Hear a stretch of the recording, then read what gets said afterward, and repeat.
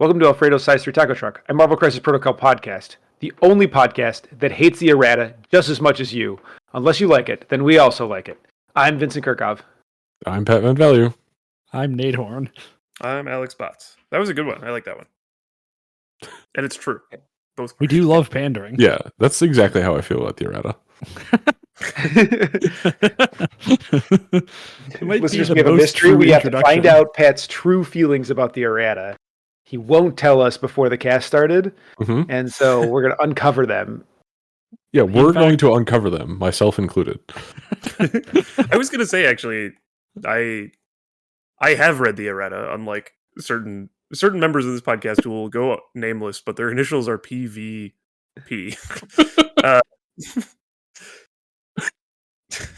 Might have fixed it. Yeah. Just think about that for a second. Okay. I actually don't really know what I think about the errata. I mean, like, I don't know. I feel like I maybe I will discover this here, but like I don't have like a super strong like this was awesome or this was ass. It just kind of happened, and I'm sort of interested in trying a couple pieces, and I'm not interested in trying some other pieces. But like that's pretty much it. Well, I think this is perfect because Pat doesn't know anything.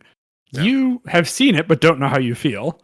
Yeah. Vince hates it because he's a big grump, and I think it's great. So we've really got every perspective covered here. Okay. I don't know if I hate it. My initial reaction was like disappointment. Like they didn't touch anything that I love other than Bullseye, who they nerfed. Deservedly so. Yeah, rightfully so. Like absolutely, especially if you're going to touch. Like you can't just let Bullseye be the best two thread in the game. He wasn't, but yeah. It was Toad. I mean, if you nerf Toad, he would become the two best. If you essentially my statement. Yeah. Sorry, I misunderstood. Right, and with him being an all-rounder and the best two thread in the game, it means you just never play anyone else. It'd be like the worst possible situation. Yeah. Mm-hmm. Sure. And I thought they had a really light hand on him, which I appreciate. But they didn't hit They didn't hit anything in Shield. Like, there's not a single Shield model on this list. So errata sucks. I'm out of here. Okay, you're out of here. Where might you be going? Do we have any sort of announcements? To CarlCon. He's going to CarlCon. He's going to CarlCon. CarlCon is God, I'm so bad at these. It's an event. It's in September. It's at the beginning of September. September 6th and 7th. There you go. You can look it up at... Somebody say the URL. Is it CarlCon? Carl.con. I almost said Carl.con, which I don't think is right, though that would kick How much does that domain cost? Carlcon.net. Carlcon.net. And all four of us are going to be there, I believe. And playing Marvel Crisis Protocol. Even though Vince has sworn off the game permanently due to this errata. But he's going to come back for one last job at CarlCon. And yeah, you should come. Carl is running it. You might know Carl from TTS, same Carl. You might also know Carl from Sacramento, though if you know Carl from Sacramento, you're probably going to CarlCon. But it's going to be it was a 1-day event before, now it's a 2-day event, and it's going to be sick. Oh, also, Carl told me the other day that if we don't sell out CarlCon, he's going to turn the TTS mod off. So we really need to get some tickets sold, guys. Can you please you should go to CarlCon? It's going to be so nice in September.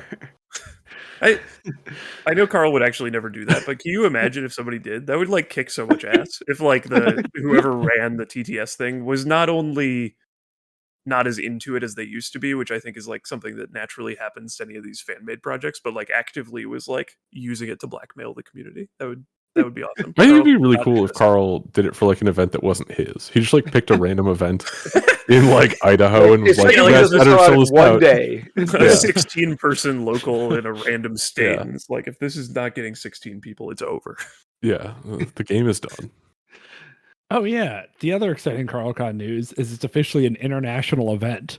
Somehow, I don't know how this happened, but there's a dude from Chile who reached out to Carl and asked about it and has bought a ticket and is like higher rated than Vince on Longshanks. Well, that's not hard. I'm washed up. Everyone knows I'm washed That up. was very specific. Not everybody has like a vodka blitz to just steal the best list in the game from and then just play it better than him. I have to both come up with why not? Wait, hold on. and He play it posts well. this list everywhere. This You is could a have a fucked up- vodka blitz if you wanted. That's a fucked up thing to say about our new Chilean best friend, Vince. I don't like you casting aspersions. So yeah, come to CarlCon. Anyway, back to the errata and how much Vince hates it. I don't actually hate it. I made a clickbait thumbnail. You're welcome. Okay. You're welcome. Thank you. Thank you. Was that you're welcome with me or the community? Yeah. Alex would not have clicked on it without that thumbnail. That's true. and I did click on it. I mean, you can't prove. Yeah, we can't prove that I would have clicked on it if there wasn't clickbait. Did you watch the whole thing? No, but I will. I intended to, and then I got interrupted by work. But I did. I I mean, I'm not calling you out because I haven't watched any of it yet because I decided I didn't want to. You wanted raw, unfiltered beliefs. Well, yeah, I didn't want to pollute this discussion by hearing this is his why he opinions doesn't there, know so- how I actually feel. Yeah, correct. Because I didn't listen to your video yet. So Big fan. Nate? Does this mean, based on your depiction of Pat, the conscientious objector, me, the buffoon, Mhm. Vince, the evil man, and you, the good man, does that mean you love the errata and approve wholeheartedly? Yes, actually, I think. So we'll get into this more, but I think they pretty much nailed it across the board. I think. So, like, it depends what perspective you're sitting at, right? Because, like, there's a lot of people in our Discord who wanted this to make a bunch of uncompetitive models taken in competitive rosters, Yeah. which I don't think is AMG's goal, right? Mhm. I think they are even more accepting than like our audience that a bunch of models are never going to be competitive staples. There's Yeah. too many models and not enough slots and rosters, right? So just that the goal isn't necessarily that all, because there's I think 16 characters in this errata and like 2 of them got nerfed and 14 got buffed. 3 of them got nerfed, whatever. I don't think they expect all of those 13 buffed models to immediately start showing up in tournament rosters. And I don't think Yeah. that should be the goal. I don't think that should be the expectation. I think the goal was to make some of the models creeping too far down the power curve feel reasonable, right? Like just when you put these models on the table against other modern models, they all feel reasonably good with one another. And if you're like a huge fan of this character, you don't have to feel bad for playing them. Yeah. So All right. I love this. Nate on the podcast that is so controversial and so anti-AMG that AMG, it's the only podcast AMG won't go on. Nate has decided I'm going to stan AMG and just be a total stand-in for them. Perfect. All right. In that spirit, Nate, defend the inclusion of Cosmic Ghost Rider in this errata. I don't think they've ever put out a new CGR in a padding PDF. it out. Just padding it out. I don't think they ever put him in a need to get PDF. 16 characters. yeah, Make it feel full. wasn't he one of those models that just didn't really have a real card for a bit? Yes. They I should have no always idea. update those. That's more important. Well, they to put me than him. balance I patches. believe they put his. Sorry. Mr. Van Value has raised his hand. yes, Pat, you can speak. Yeah, this is one of those models that I was like, damn, he's in the roster or he's in the errata and nobody's talking about it. Is it real or did they just like put it in here for fun? So I believe he had a real card that was only put out in like a transmission, but never Oh. in like a higher res printable image with a thing that says, in the PDF, permission granted to print or photocopy, et cetera, et cetera. I don't think he ever got released that way, and that's why he's here. So does he actually change? No. Okay. The patch notes even say he didn't change. Well, No, okay. there's They got me. 16 models and 5 tactics cards in here, and the actual truth of the matter is that there's just 14 models in here. Okay. Now I get to What's figure the out who the other other one model you was. just... Yeah. Don't tell me. Don't tell me. Okay. Okay. I had a Pat's gonna figure statement out which one earlier to that you guys did not object to, which is there are no shield models in here. Oh yeah, Agent Oh. Venom. Yeah. Yeah. Oh, well, okay. I was wondering why he was here. Can So. Pat spot what changed Oh, on I Agent see where you're Venom? No, I promise I can't. It's some rules wording that I don't care about. Okay, but So- just guess. Just randomly guess. Like try it. Like which First guess, I'm first gonna guess, give best you. I'm gonna guess. give you $1 if you correctly guess the rule. You don't I have to say think how you it still changed. owe me $1 from Squad Goals, just to be Yeah, clear. so it's gonna be up to 2. You're doubling your money. Yeah, now. okay. Oh, yeah, because he bought him a soda. I think Yep. I assume it's related to his rerolls rule. Which choose the rule, like the heading. Name you it. know. Symbiotic instincts. Incorrect. That is incorrect. Okay. No $1 What's for the you. other- Oh, You it's got the it's the condition bullshit, right? Yeah, Yeah. now it's a shake. I did see people sort of say something like that. Yeah, it counts as a shake. So in 2 niche unplayed models have more favorable matchups in Agent Venom now. Okay, See, blowing that's how that good out of my this mind. patch is. That they're buffing other characters not even in here, right? Yeah. So, okay, I will say, as much as I don't care to read this, I appreciate that they're working on the consistency given the opportunity. Yes. Yeah, I think those are Yeah. good changes. Yeah, it's funny that Vince has like pointed out these 2 changes as not really being real changes, because I think that's basically true. Like I think your assessment of them is correct, Vince, but this is like I would want these types of things to be in a No, balance, like, or in a I'm- patch. I'm It would kick ass totally if they fine did with this it. for the whole book. Or the whole game, if they like fixed as many consistency issues as possible in a big So- update. That would kick ass. I think it's especially important on the tactics cards because the tactics cards are all essentially competitively unplayed, and they're all just like clarity resolutions. And like the people Yeah, that are going to play these cards are people that are like less serious about the game and probably don't know the form rulings. So it's like more important that the garbage cards have correct wording and are funny. easier to understand.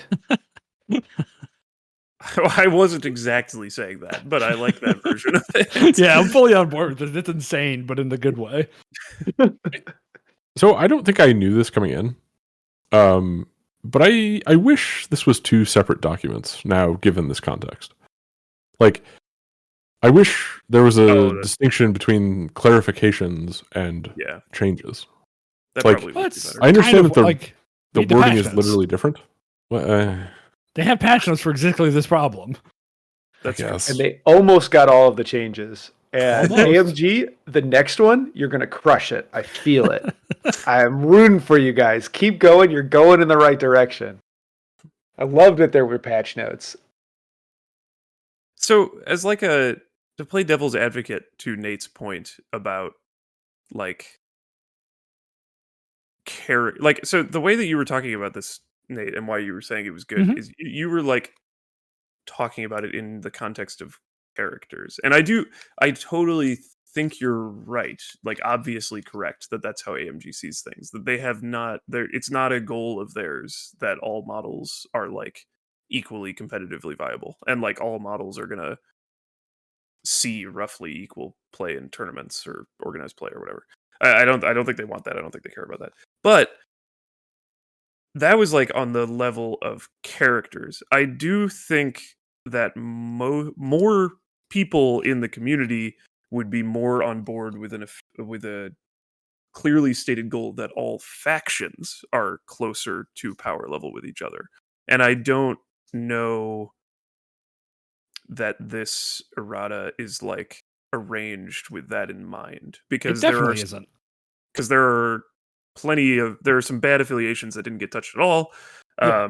There are not like super mega egregious affiliations that got nerfed, but that like there were, I guess, if you count the errata, the like Thor 2 and Thanos errata that happened earlier, which I sort of think probably those changes were meant to come with these at one point, or they were picturing them as all the same thing, and then maybe decided that people were angry enough about Thor and Thanos that they should do that first. But That's my guess. yeah, but like I don't think, like I'm not mad at any of these changes on their own, and I think there's some models that became more interesting that didn't used to be. But I kind of think it doesn't. It's not exciting because I don't think any affiliations really changed in their relationship to each other.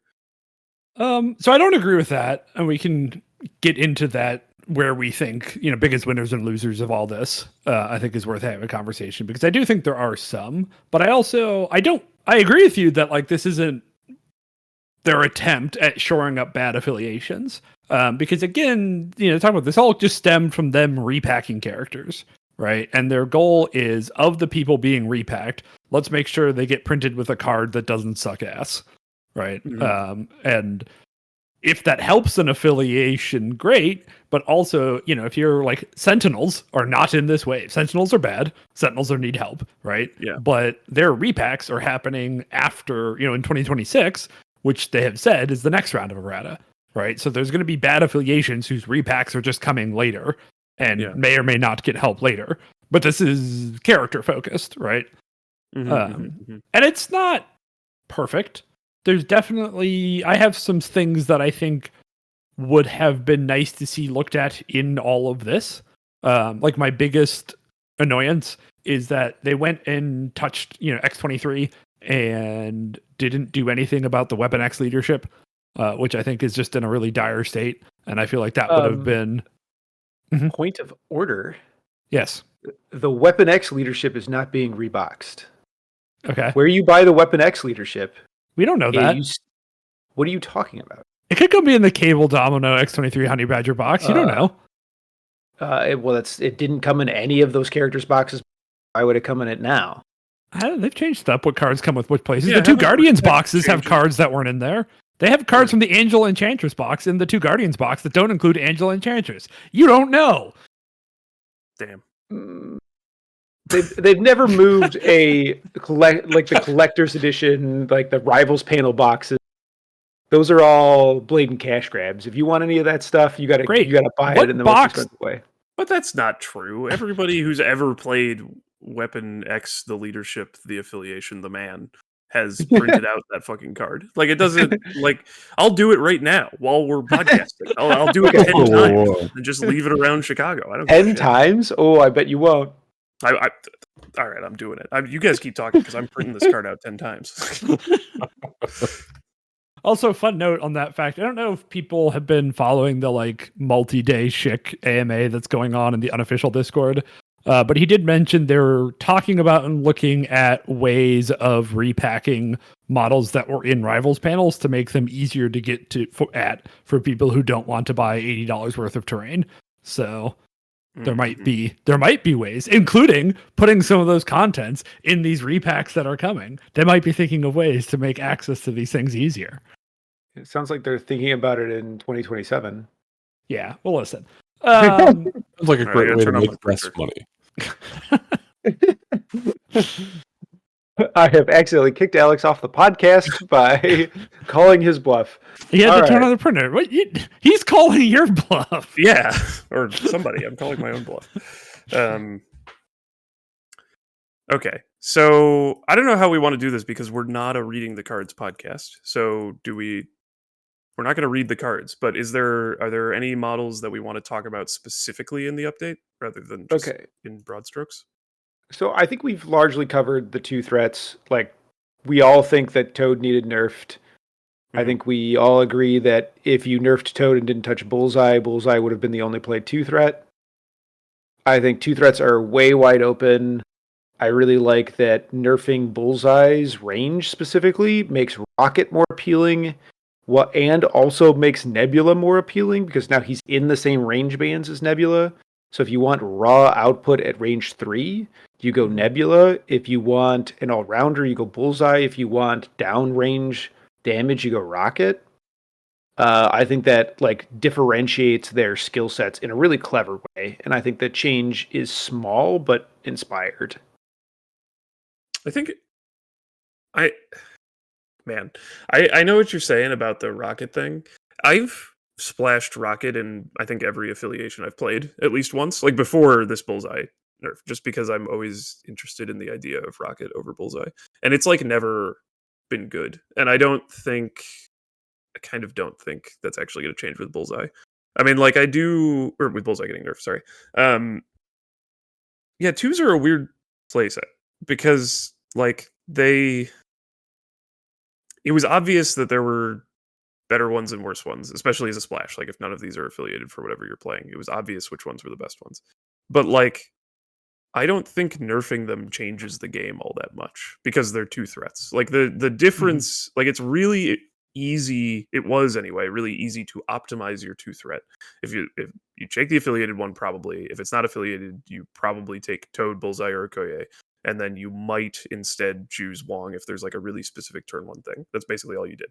And like all of the a model that is two threat is always going to be pretty good, but it will never be the reason that your affiliation is good. So it's just like kind of, I don't know. That's sort of what I'm saying is I don't think these changes are going to change the game at all. Even though I also agree that Bullseye and I don't Toad were agree like, with that. I really, think they what's changed going the to game change? a lot, but they're not splashy. Like they're Well, not except for big and Apocalypse, obvious. it might matter for Apocalypse because Toad is so important to him. But what? Sorry, go ahead, Vince. What do you? In what Sorry. ways do you think it will change? So I think it makes. So I think Toad being not like the de facto best two threat, I think opens up a lot of design space, especially when you think about like the new Web Warrior coming, the two threat Spider Ham, Mm-hmm. who is like very bad at extract play because when he takes damage, he drops his extracts. Yeah. But is very good at secure play as he has like a he has like a weird web line thing. Yeah. They can let him play the secure game, and he's very, very durable for a two threat. I think pre the Toad nerfs, you'd be like, okay, cool. Like, I guess I will buy and paint this guy, and then he'll sit on the shelf because Toad is just better at both aspects of the game. And now You that really Toad think is, that? Go ahead. and now that Toad is had these changes, he's mostly just an extracts piece. Yeah. And he's worse at the extract angle, and I think that like opens up design space for Ham to like see play in Web Warriors.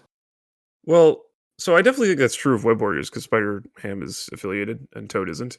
But like, I guess what I'm saying is two things. One, I'm kind of skeptical that people are going to splash Spider Ham when he's not affiliated. But definitely even not. if they do, I don't know that like a few affiliations changing from splashing Toad to splashing Spider Ham meaningfully changes anything. That's sort of what I'm saying. Is that like, Yeah, sorry, I was giving a specific example of like a thing that I is guess. like opening up as a result of this. Mhm. I think Toad going from 5 health on the front to 4 health on the front means that like the opportunity cost of trying to pick up an extract on the midline Mhm. is like the character is way more likely to die on turn 1. And like Yeah, it's I mean, that's true. way Yeah. less free Yeah. than it was.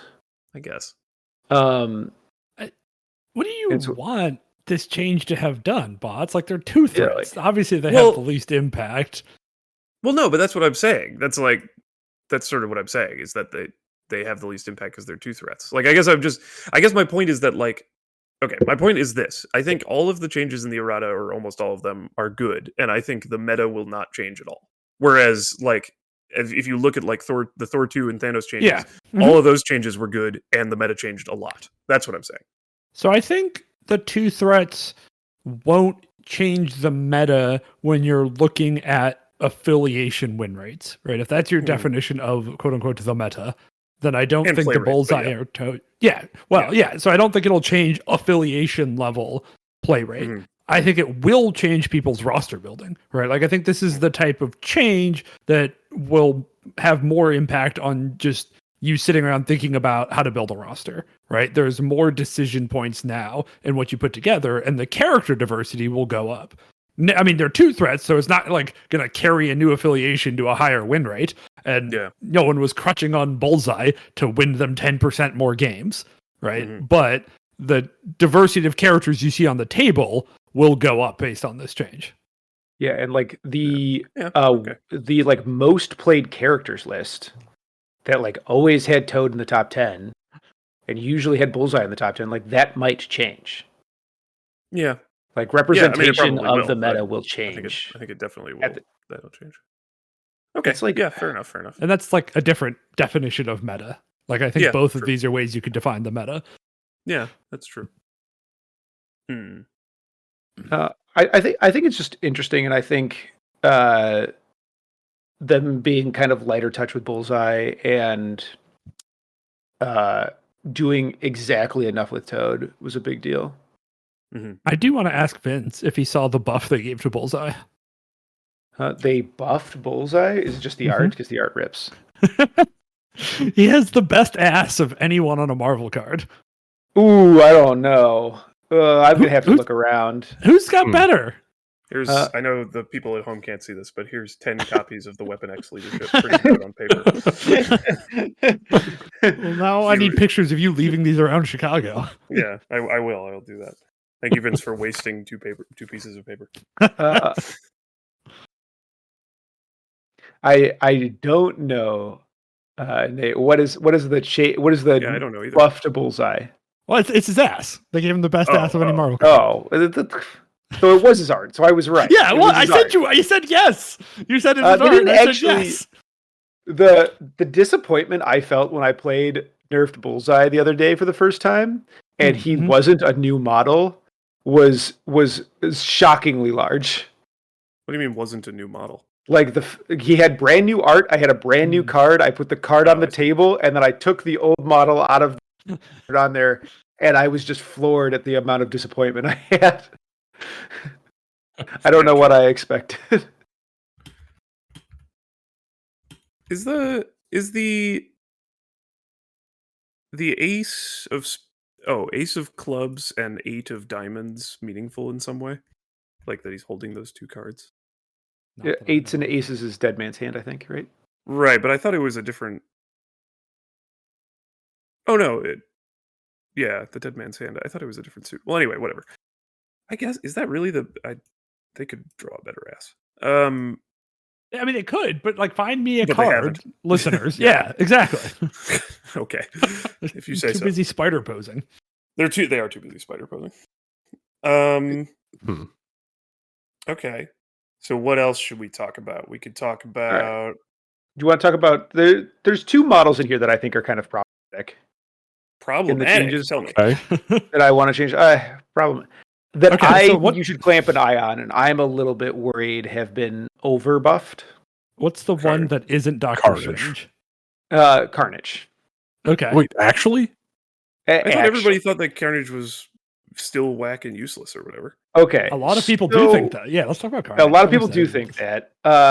I've clamped onto this. I'm doing another video like my Gladiator video where I'm like, I'm playing 10 games of Carnage, so you don't have. And I'm 2 games deep into it, and he backpacked both games. Okay. And they were both games that he should have been a bad matchup for him. They were both into X-Force, which should be Cable cleans his clock. Because Cable gets to shoot him with, like 3 rerolls, and he's def 1. Yeah. But 8 hit points is a lot. It's so many. Yeah. And the ability to both full heal on your turn and potentially make 5 attacks in a turn is absurd. Because like a lot of people's like, and I didn't realize this about my opinion of Carnage, but like my opinion of Carnage is a lake that iced over like years ago. And like since then, a very impactful Spider-Foes card come out, Surprise Webhead, that can give Carnage another attack and can like allow Carnage to more likely kill something on activation. He doesn't just like make 2 5s, whiff, and it's over. Like if he lives on 1 and you still have Surprise Webhead, it seems very likely that you can manage to trigger Paint the Town. Yeah. Especially with the resolve timing on Paint the Town now too, right? Because there was other situations before. Other than giving him an HP, that was the change, right? Is that it's like you can use the power to pay for it if you get power. And also that the Paint the Town red gets 2 extra dice. Right. Yeah. Okay.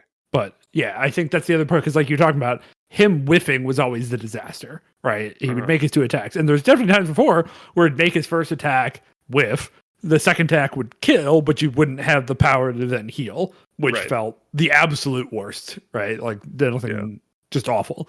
And he has way more insurance now, can heal for more, and gets paid out more when he heals. Yeah. How is it 5 attacks? 2. Oh, he also has a tactics card that lets him make an attack. Oh, right. I forgot. Carnage about the rules. Yeah. Right. Yeah, so you like in my very first game, I barely missed the 5 attack. I didn't realize Carnage rules is an advance and not a push. So the person I was attacking was like base contact with someone on a scoundrel. So I'm attacking them on a scoundrel because I can't push them off of it. And I was like, I'll just use Carnage rules if I like leave them on 1 or whatever. And I end up leaving on 1, and I'm like, all right, well, let's play Carnage rules and pull him in and make my 5th attack and kill him, right? And they had freaking they had Corner the Beast on them, so they died to the walk action. The Craven thing that like, yeah. So I played the card, I got the kill, but Carnage didn't make 5 attacks. Huh. But like in that first game, he painted the town red twice for a modest 3 HP both times. Nice. Which is like seems like okay until you realize that now that makes this a 21 hit point 4 threat. Yeah. Like, Yeah, I mean, it kind of doesn't matter. That is really great. That's some real Like- Curkovian math. I mean, he It healed takes 21 6. damage to kill him. Yeah, I mean, assuming that it like dazes a character on 1 health, yeah. no, I mean he healed 3 twice, Uh, and he's 15 base. He's 8 on the front now, 7 on the back. 8 hit points on the front is just like, it's so many hit points. Like most characters in the same threat band as him can't even roll enough hits to, like in an average roll, can't roll enough hits to even kill him, assuming he doesn't block. And then he might block stuff. And then also early in the game, it's really easy, especially in like the current meta. So you're like a character that's like, okay, I make a 5, a 6, and I throw a piece of terrain at you. And like you still have all your most people are playing Sacrifice, everyone's playing Brace. Yeah. You can like play those cards to protect the character and then blow them out for big healing and big damage in the return exchange. He's also pretty reasonably tanky against throws too. Like if you like the he's cable got thing 5. is a fun example where it's just like if you survive the double tap, him throwing terrain into you is like probably pretty okay. You know, as far as characters go, he's pretty okay at tanking that too. Like if you're willing to play Brace into Cable, Cable's in X-Force is only like 40% to kill Carnage from full. Yeah. I mean, I don't know. That seems pretty good. I haven't really thought about it. I think I can't remember the last time I played against a Carnage in a game. It's been at least a year, but I don't think I ever have. And like, and then depending on kind of, the game has also done this thing where it's wider than it's ever been. So like one of the things that Carnage is really good at is killing a huge group of characters, which are like, cool, that's great to be good at that. That's not how the game is played. The game is played 3 tall when Carnage like came out. That's not really it. Like almost everyone is 5 wide. Some people are 4 wide. So like Carnage dying, being stacked on power, and then like standing up, like let there be carnage, or what is it? Maximum Carnage. Maximum Carnage. Maximum Carnage is like a messed up attack, dude. Yeah, especially when you make it 9 dice. It's so much. Right. It's essentially like the same spender that Agent Venom has, but it's not a beam, it's an area attack. So it can hit, like its area is larger, so in its ideal circumstance, it's better. And then you can also boost it, which Agent Venom can't. True.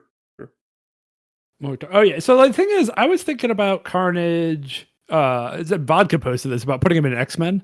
Just because, like, you know, it's a really good way to ensure a big blowout is Xavier's Dream to keep him alive on 1, and then you just do Carnage things and heal for 7.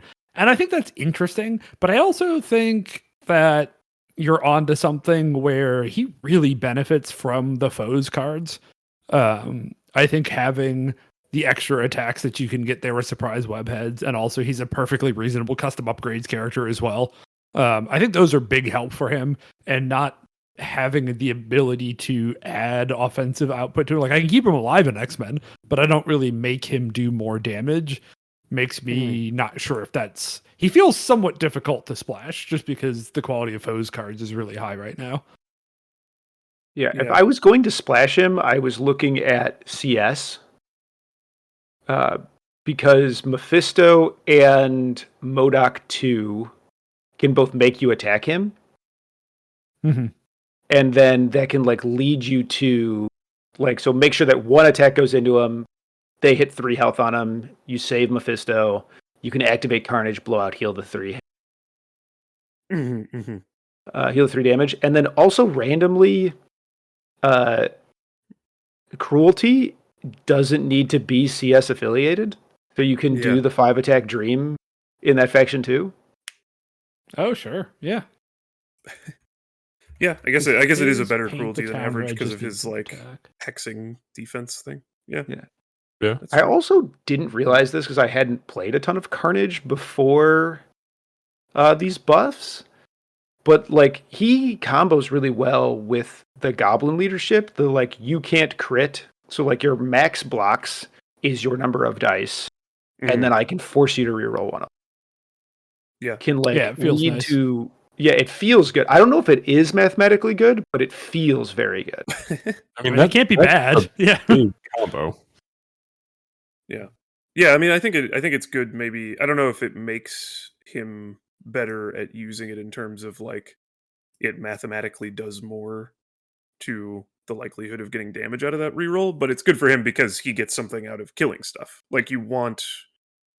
You would prefer he's the person dealing your damage, right? So, or at least chaosing. Yeah, exactly. Yeah, I don't know. I mean, I guess I hadn't really been thinking about Carnage because most people who I saw talking about it didn't think it would be massively impactful, but maybe I'm just wrong. 1 HP on anything is often a very big deal in one direction or the other. It changes a lot of the math about how they get one rounded. So, yeah, I had always assumed he was CS, so that's on me. Very sad. Yeah, the MODOK thing seems kind of cool, but what'd you say, sir? The MODOK thing seems kind of cool, but yeah, I mean, it feels like he's one of the. I mean, the idea of playing CS to move attacks into him makes sense because reading his card and trying to think about how to deal with him, it seems like the best way to deal with him is just to not actually attack him very much because it's just control him instead because he doesn't have out of activation movement, or I'm sorry, he doesn't have special movement if he doesn't kill something, right? Yeah, and he he's probably most of the game going to be able to do his sadistic glee multiple turns in the game, but he doesn't have a ton of ways to boost his attacks other than that, so you just don't want to give him enough power. He doesn't have control. He's only size 2. He's definitely a lot more controllable than Venom is as a direct comparison. And does much less if being ignored. So I do think that's often a good way to try to deal with him, and I think especially now trying to kill him, the 1 defense is not, it's not good. Nobody wants to be Def 1.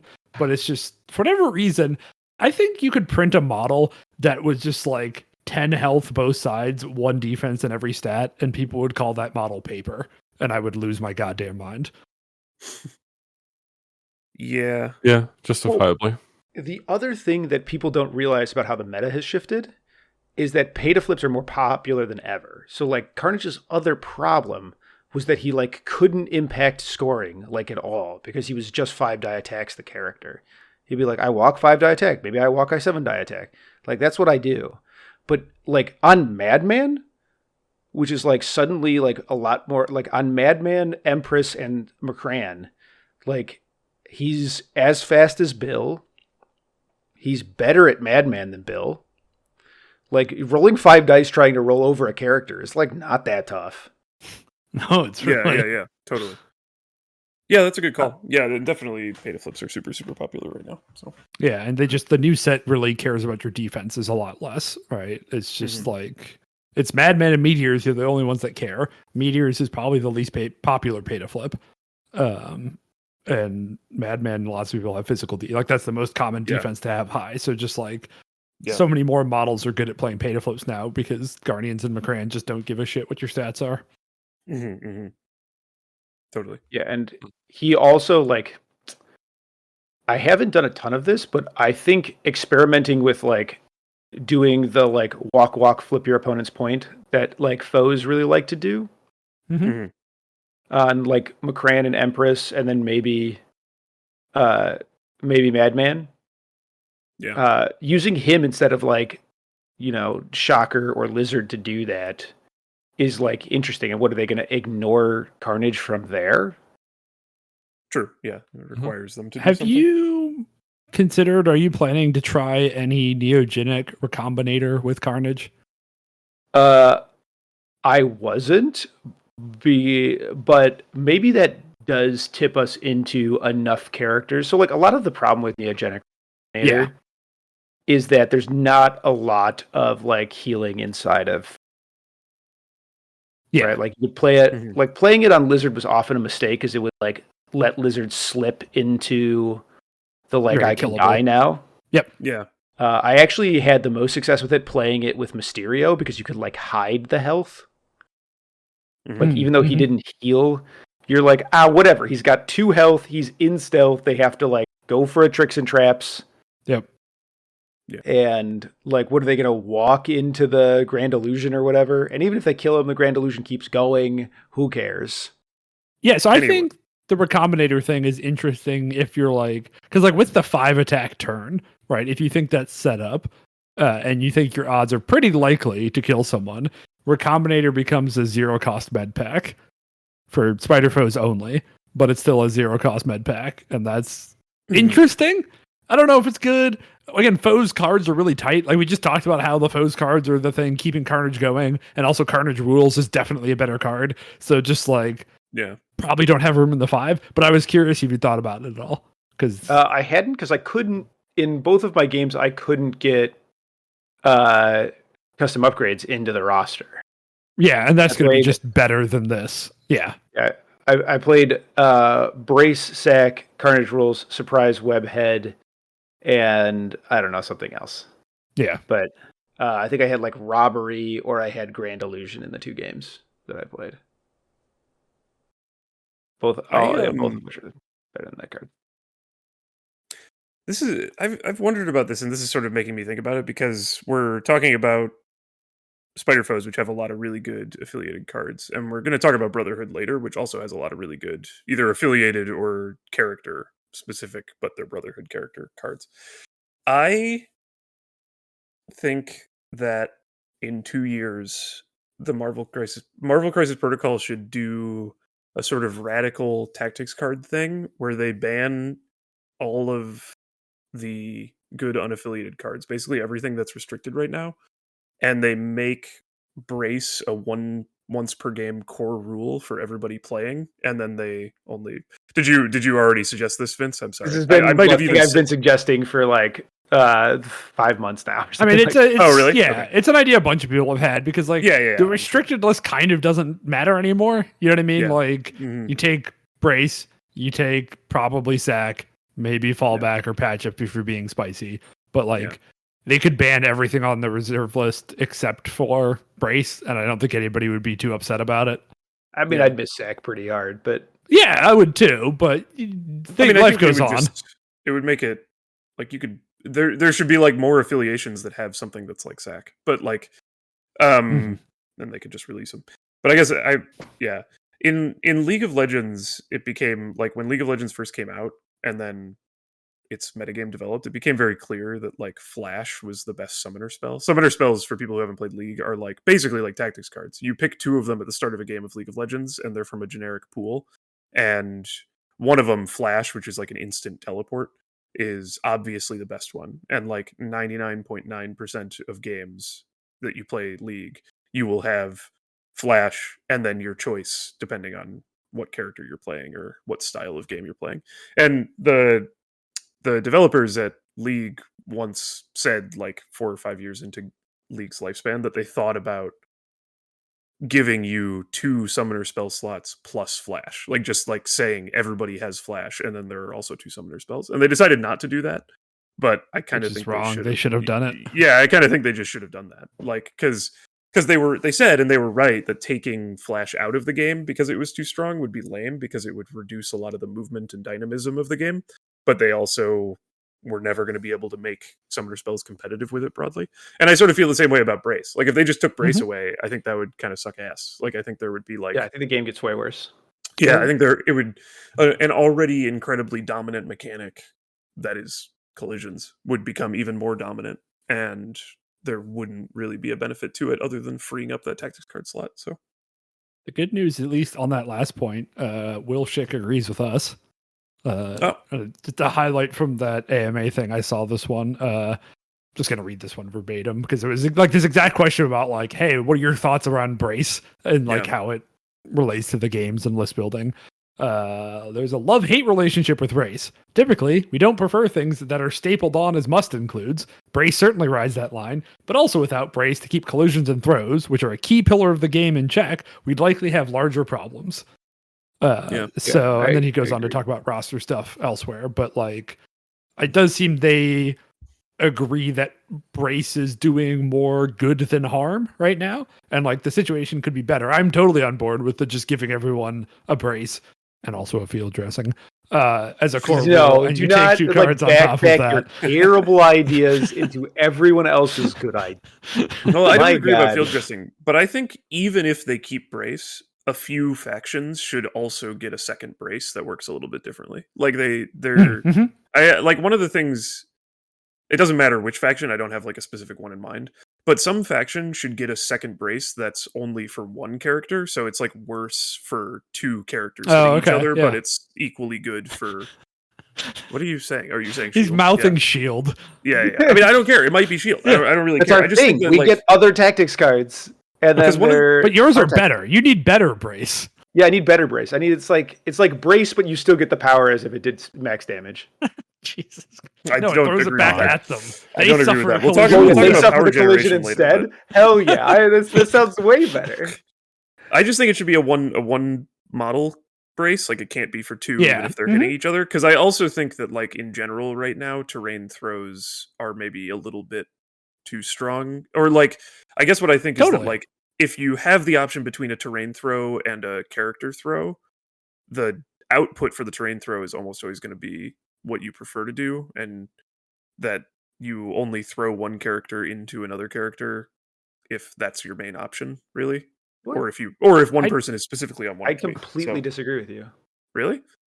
Yeah. Okay. So like, if you throw a size 3 character into someone, that's the same amount of damage as throwing a size 4 piece. Except I mean, it is the same amount of damage, but I think usually collecting that amount of damage on one target is better than doing the maximum amount of damage. So it's highly situational. I guess it's situational, but I think generally you want to throw characters into each other. Like having a character throw or a terrain throw, I would always rather have a. I don't know if I agree with that, but you should. Maybe I'm crazy. It's right. Nope. I mean, I'm cheating a little bit here because I'm talking about more than damage. Character throws can be used. Yeah, I mean, it is more than damage, definitely. Yeah. Maybe I'm just. Go ahead. Go ahead. No, you. Okay, I was just gonna say maybe I'm thinking about this. Maybe I'm like allowing some sort of noise into the data here by thinking about the fact that probably larger size terrain throws are more common than larger size character throws. So it's like they definitely are. Yeah, I think also the game has kind of realized that character throws are so much better than terrain throws, and so terrain throws have crept up a little bit in power more than character throws have. Yeah. Like there've been a lot more very good size 4 terrain throws in the last like 2 years of the game than there were before that. I mean, that's definitely true. Yeah. I do think that like if they want to reduce reliance on Brace, like I think there's a lot of room for other tactics cards or superpowers to like interact with collisions, right? Because that's not something they've really done much before. But I think maybe, some of the characters that add dice to defense rolls could also add to dodge rolls as an interesting way of helping a team shore up against terrain throws without having to crutch on Brace. Yeah, it's good that they did that in this update. Like it's an incredible segue I just did. Yeah, very nice. I also think free Vince is gonna ruin it. Free design option for you, AMG. Let's make heroes for hire, but it's brace instead of bodyguard. Brace They instead of did. bodyguard. Wait, they did. Where it's exists. What is it? Wait, you're Vince? right. It does exist. What is that called? I remember that. What is it called, Vince? This card Meet my exists. executioner. Yeah. Yeah, right. Yeah. No, but that's sorry. I guess that's what the other character. Yeah, okay. It's like those two specific characters. Like it's because it's a combo card. It's not like Sure. one person But he protects another. Yeah. Like, But he can take any collision. They just both have to be on the board. Okay, I guess I don't remember what this does, but yeah, like Enchantress pays for it. Scourge teleports, but it's any collision. okay. They should experiment with that, but do one character instead of it being a team. Sure, yeah, card, do more where, stuff like that. But I'm just like, you're giving them a free design idea based on a card they've already designed and printed. Well, it's Yeah, extra but free, though. They already have it. And also, you ruined my segue, so I'm going to shit on this as much as I can. Wow. So were you segueing into Strange One? The other problematic character, according to Vince.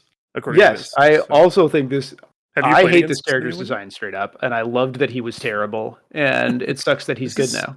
This is such a goofy Vince hobby horse, and I know that maybe Nate agrees, but I don't agree. And here are my notes for why you're wrong, and it's the page of the Weapon X edition. The filter didn't.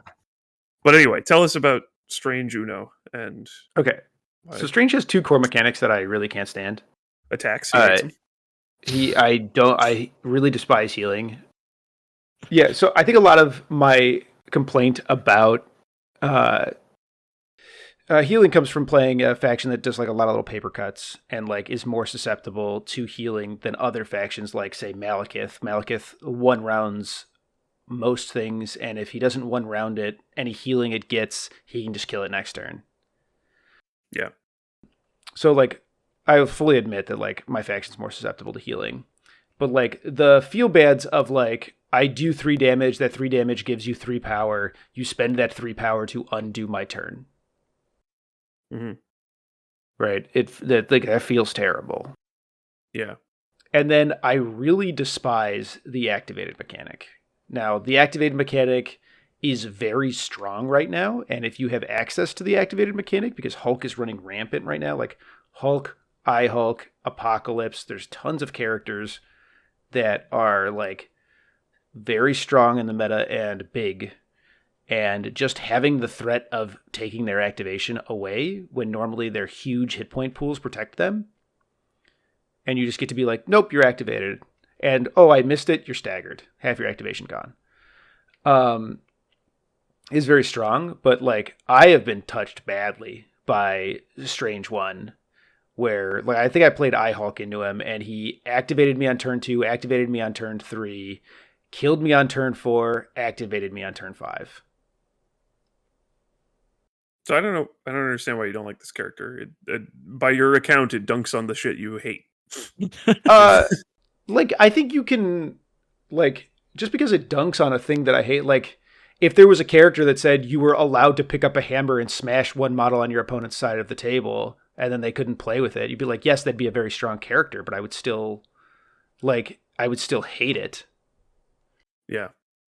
Right? Like, I do think his activated, like I also kind of have a problem with the activated part of this, especially because like, so I think it makes sense on Iron Fist where like he has to charge that up for a while and does it often just once a game. Right. And so like he's clearly paying for it on other turns to then get a guaranteed activation and make you skip a turn. And I think it's costed well there, but having not looked at Strange for a while until this card came out, his trigger's really not that hard. For only a 4 power attack, which is pretty cheap, on a model who makes power every time he rolls shields, like he can roll in power pretty quickly, and this only costs 4, and then it's really not that hard of a trigger to hit. It doesn't feel correctly costed on this card. Yeah. I think if it was any higher, you just would never do it, but I think that's probably like I just don't think I don't like gambling on an effect this strong, right? Like it's fine, it's cute on fucking Supergiant with her 8% to kill you or whatever, right? Yeah. But this is like 27, 28%, not counting Eye of Agamotto, which gives you a free second shot at it. So you get to take 2 shots at it. The real problem is I mean, the bonus if dice. he has, I do think it might. Well, so this is only once a game, and it's a bigger opportunity cost. But if he has 6 power, it's extremely likely to hit that with bats. Like, if you and I wanted to give you a number, but Schmidt gave me some numbers, and I just looked at them again, and I'm not totally sure they're right. So I don't want to spread misinformation. Sorry, Schmidt. I know you're listening to this, and you're like, it was right, and maybe you're right. hit but crit I is just glanced at it; 50-50. it didn't look right to me. So, what'd you say? Sorry. Hit crit is like 47. Well, so it's complicated because there's because of his reroll all thing, it's tough because it's like, do you so let's say you roll your first roll and you get 2 out of 3. Do you bats immediately or try to re-roll for 3 out of 3 and then bats if you got 2 out of 3 on the second I think try? you bats immediately. I think if you're shooting a Hulk, you bats immediately. Yeah, I was gonna say I think it's contextual. It depends on the game situation. Yeah, so there's like a decision point in there that I think is not really something you can just decide. Anyway, the point is that he is affiliated with Midnight Suns and they have bats, and bats is like the perfect card to make sure that this happens. If you're like betting the whole game on activating a guy, it's probably going to happen. So yeah, and then to make matters worse, in Convocation, there's now 2 different characters that can increase his dice pool. Yeah, they're probably not playing both of them, but yeah, you're probably not playing both of them. But let's assume you're willing to gamble the +2 dice on one of them. Like it makes it a lot better. So I do think he got better because of these buffs, obviously, and I think he's good and should be played where he is affiliated. That said, the place that I'm least interested in talking about him is actually Convocation, just because Sorcerer Supreme is so good, and feels pretty core to that identity, that team's identity. I think you don't play Sorcerer Supreme anymore. That's crazy to me. I feel like the whole reason you play Convocation is for Supreme. Or, I mean, not the whole reason. It's for, like, Voodoo and the cards and stuff. But a big part of it is Supreme. I think you play both Stranges. I guess we're just going to have all I opinions think again because Pat doesn't care, maybe that's true. Maybe you play both. But I think you lean harder on this one because the raising the defenses on dodges is a big deal. Like, normally raising defenses is, like, not that strong of a mechanic. But when you're literally doubling your defense dice, like, I think it kind of changes the math. What also changes the math on dodges, because, like, okay, when you're being attacked, you kind of have to guess, is my opponent's attack going to do well that I need to have these extra defense dice? Mm-hmm. On a dodge, you know their attack has gone well, right? Yeah, like, you're taking 5 damage, and there's almost no 4 damage or whatever, right? And so, like, you get more info for a dodge roll than you do on an attack, which makes the superpower even better. So I agree with that.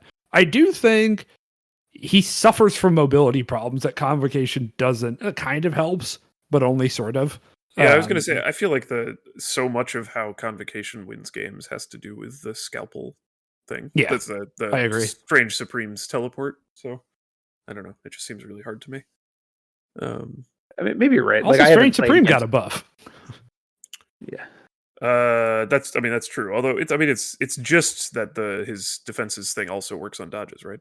Yeah, so both of them have Eye of Agamotto, which is you reroll all your results. That works on dodges for both of them. But hey, and the other, you'll take this. And also, Strange One is like his main attack that he's doing almost all the time is energy, which is like a good thing in most cases, but it's actually kind of sucks for Convocation because it doesn't take advantage of the reroll. Their Dark Rain. Yeah, but then oh my god, we can call it Dork Rain because they're all nerds. Anyway, but you get to Dark Rain on Crimson Bands. Yeah, I mean that's true. But like, if you're Dark Raining them, you're probably just killing them. So like, I mean, this is a different way of doing if Hulk is full health, you can like Dark Rain Hulk, Spender Hulk, activate him, and then start working on him never activating again. I mean, I think this is why I want both Stranges in the roster, because I think they both have matchups they're good and bad at, right? I think there are times where, like, Superior Strange does more damage, for sure, is more mobile.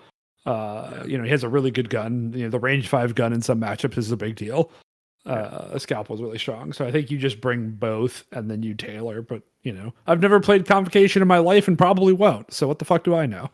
Yeah, I mean, I'm not an expert either, but The well, but extra hit anyway, point so also makes the healing better, and like I don't know, I'm just really worried about it. I would love for this. I would love to be wrong. God, I would love to be wrong. I want this guy to suck. so okay, you walked back your opinion about healing a little bit and made it more reasonable, which when you first said, I'm not, I don't want to hold you to any specific version of it because You I'm not. mean the version that Nate told you? Well, hang on, let me just check in the DM really quick whether you said it or not. But I think I There's said no way it. that I said it. I think I said it. where? Okay, this is before, but you okay. Vince hates all healing of any kind. That was Nate, obviously, and Yeah. then I mean, Vince did say I hate activated tokens and healing. That's pretty And broad. okay, but the thing he says, and then you said and dice punishment, and I asked what dice punishment was, and you Oh. said like, oh look, I missed a 90% kill, 90% to kill Carnage. Good thing he gets to heal 7 and get 3 actions this turn. Yeah, that I mean, like that applies more to Carnage than to the Doctor Strange thing. Mostly just because the Carnage thing is more extreme. Yeah.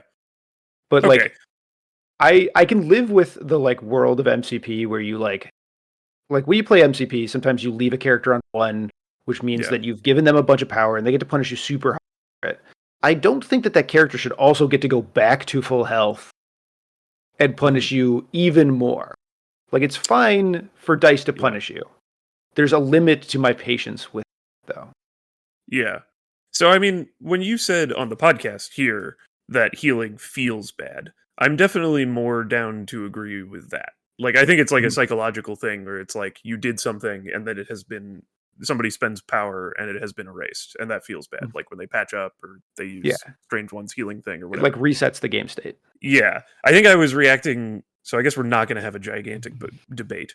But the dice punishment thing, I took it to mean in our group chat that you were saying that like healing could not be a good inclusion in a game like this, and that I disagree with because I really don't think like balance wise, I don't think that healing is like fundamentally different than damage in terms of how it interacts with balance. That doesn't mean I think that healing can always be balanced. Like it might be true that Carnage or Strange or whatever ends up being too much healing. Like it's just like the fact that Carnage can heal himself from 7 heal himself for 7 theoretically. That's a lot of fucking healing. Maybe that's too much, but I don't agree that like healing is fundamentally should not be in a game like this. Yeah. I think like healing factor 1 is like totally fine. Mm-hmm. And like it also depends on like the hit point pool of them. Yeah, like, yeah. Healing of course. factor 3 on New Logan on Weapon X the Man. Yeah. The card, the faction, is fine because he has 5 hit points. But if he had 10 hit points, healing factor 3 is not okay. Well, yeah. I mean, I agree. I agree with that. And like, I also think that cost is like a big part of it in the same way that like it is for damage. Like and again, that might be why Carnage is too much because he can pay a pretty low amount for 7 healing. It's not always going to be 7 healing, but sometimes it is. But like, just as a, go ahead. I when we were talking about Carnage, I think I was shocked at how strong it felt with it being just 3. Yeah, right. And maybe that is too good. I mean, it's definitely. I mean, Carnage is definitely like a. So the thing that I said, which I do think is right, is that like that feeling of you almost succeeded at what you were trying to do. Like you almost kill a guy, but you don't, and then you tap the clock over to your opponent, and he wins the game instantly. That to me, that's like a function of how power works in this game, and it's going to be true no matter what what they do. Like if I guess the example I gave is like if Strange didn't have his healing, but he just had a 3-cost size 4 terrain throw, which is like totally on par for a model that's costs 5, right? Mm-hmm. To like plenty of models that are 5 threats have that. I don't think that would be like inherently less degenerate than paying 3 to heal 3. And it's just like you gave him power and you failed to kill him and now he's going to kick your ass. And sometimes kicking your ass is with healing and sometimes it's with damage. But Carnage is like extremely that. Like he's like the way that card works is like it's the most you failed to kill him, he's going to kick your ass, right? And like because he does so many things with power and it can build and build and build into more and more power. So Yeah. Yeah. I think what I'm just trying to say is that like I've come to terms with like the function of how power works in this game.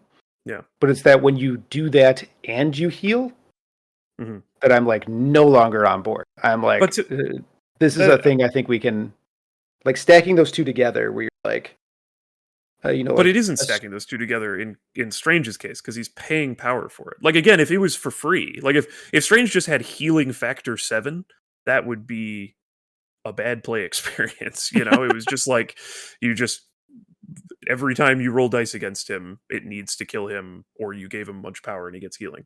But like it's not that. Like if he spends 3 power to heal somebody, himself or someone else, he doesn't get to use that power on activating someone or boosting defense dice. Okay, else, but like if I like Strange on 4 health, yeah, I try to kill him. He has 7 power before I try to kill him.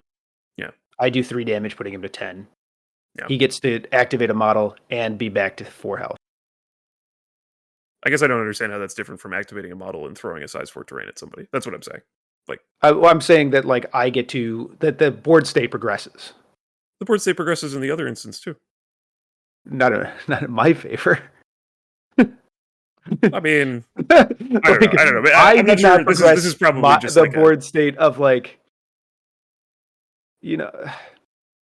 Yeah, I think we've like I can keep arguing this, but I think I know I can too. But we're the probably impasse not here. I get that, but like, yeah, I think it just like my point is like I'm okay failing to a certain degree. Yeah. Right. But like, it sucks when like I expended resources, I accomplished things. And then because I didn't accomplish like one, if I accomplish one more, huge. If I accomplish one less, all of my accomplishments are undone. Yeah.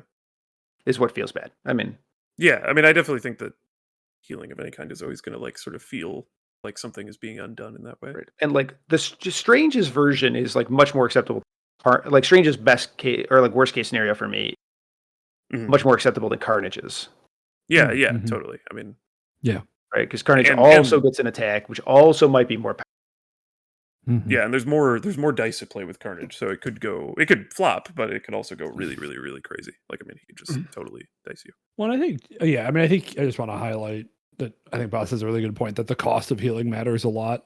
And I think most characters, so I think the characters that pay to heal themselves at a 1-to-1 rate don't quite feel good enough, right? I think the characters, if you're paying to heal just yourself, I think the ones that actually feel good are when you like pay 2 to heal 3. I think paying 3 to heal 3 just feels bad a lot of the times. But then I think the characters that are healing others, if you're paying at a 1-to-1 rate, it's hard for me to think that's going to be hugely problematic. I need Vince to make a YouTube short about how Frankenstein is ruining the game due to too much healing. So like I agree with you, Nate, but like also because of Doctor Strange's additional power generation, like I can attack heal 3, you can make 4 power. Totally. I just meant like his superpower on its own, I think is well cost. It's not inherently broken. I agree. His rate of power generation could push that, but it's all cost based, right? And it does matter quite a bit what you have to pay for it. Yeah, I definitely think there's like a position like I think I'm not saying Doctor Strange definitely broken. Yeah, I'm just saying somebody clip that. So all that said, unfortunately, due to a combination of work and addiction to Valorant, I was not able to get a game in with Strange before we recorded this. But I am definitely going to be putting him in my Midnight Suns list and trying him. And good with Bump. He seemed nuts in Midnight Suns, man. I think that's I definitely think that's like the space where I'm most confident that he should be played. I mean, I do think he's interesting in Defenders too, as like a flex second leadership, but like, and also because he portals, and now playing portals with Strange 1 is not like taxing yourself 5 points to play portals necessarily. So it's kind of tough. What'd you say? It's still kind of tough to play portals. You either have to be 6 threat Strange or you. Yeah, I mean, you could attack somebody. turn 1. But Yeah. anyway. But yeah, in Midnight Suns, he seems very exciting. And he I don't know, I'm not sure yet because I haven't played him, and I also don't have a totally great grasp on the meta other than what we saw at Squaggles. But like, I don't know if it's like a huge bump in power for Midnight Suns, but he does fit comfortably into a slot, which is the affiliated 5 threat, which like there weren't great options for before. I'm of the incredibly unpopular opinion, and I'm persecuted for my beliefs by the mainstream media in believing that Werewolf by Night is better than Ghost Rider in Midnight Suns. And I still believe that, but it doesn't matter because I think Strange is better than both of them. Like, Totally, 100%. demonstrably better than both of them. So so I think that's pretty exciting and interesting. So yeah, I guess I'm not worried about Strange, like in terms of being too strong. Really, your excitement has me worried. I mean, I'm not even Your totally excitement sure. should be a red flag for every Marvel Crisis Protocol. Canary in the coal mine right there. I'm not at the point. I don't think you play him every game, and I'm not at the point where like I'm looking at him like this totally changes how I'm going to play the faction. I think if I was saying that, then maybe you should be worried because usually when I've said that about stuff, it's ended up being too strong. But this is just more like finally, not the dog. But anyway, any other models in the update that we want to talk about specifically? Yeah, totally. Pat, which one do you want to talk about? Yeah, Pat. Oh, that's a great question. Been hanging out, looking at the update, having opinions. That's so cool. Friendship. Share one with us. Yeah, Share one opinion. One opinion. I like that they clarify. Okay, this is the only one I have any opinion about. The X-23 and Angela thing. Good. Oh yeah. I like things being intuitive. Yeah. I don't feel amazing about buffing X-23, but I'm less mad about it than I would have been when X-23 was new. They also nerfed her, so I didn't read the card. Didn't know that. it's in the patch notes. Adamantium skeleton innate superpower removed. Period. They took her whole skeleton away. Oh, that's. They weird. didn't even give her a rule that says normal skeleton. Wait, No, Bone skeleton. Bone skeleton. This character remains size 2, despite being size 2. Is that a nerf? yes, Yeah, it's just a nerf. Because she can now be pushed by stuff and thrown, and does less damage when thrown and stuff. so hers. Yeah, Was, but, well, like- okay. No, hers was always throws. Oh, it was only throws. Right. She wasn't Yes. like Logan. Big Wolverine. No. Yeah. So it is. There's good and bad to it, right? Because Yeah. yes, you do less damage when you're thrown into your friends, but like, But the yes, there number are of- a lot of size 3 throws compared to size 2. Or, yeah, like the jump from opposite, size 2 to size 3 of like who can throw that stuff is pretty big. And you know, Sure. obviously there's some X-Men bias here, but like in the mirror, that's a huge deal. It used to be relatively Beast can't. difficult for a Storm team to deal with and move X-23, and she Sure. was really good at going ham into Storm's 3 threats. And now both Beast and Storm can chuck her around, it's notable. So I think it's Difference for overall, Voodoo too, which is yes, Sure. which is a big deal because he's popular. But yeah, I think it's overall a nerf, but not a very big one. Okay, And I think she's a better model now than she was a week ago. Yeah.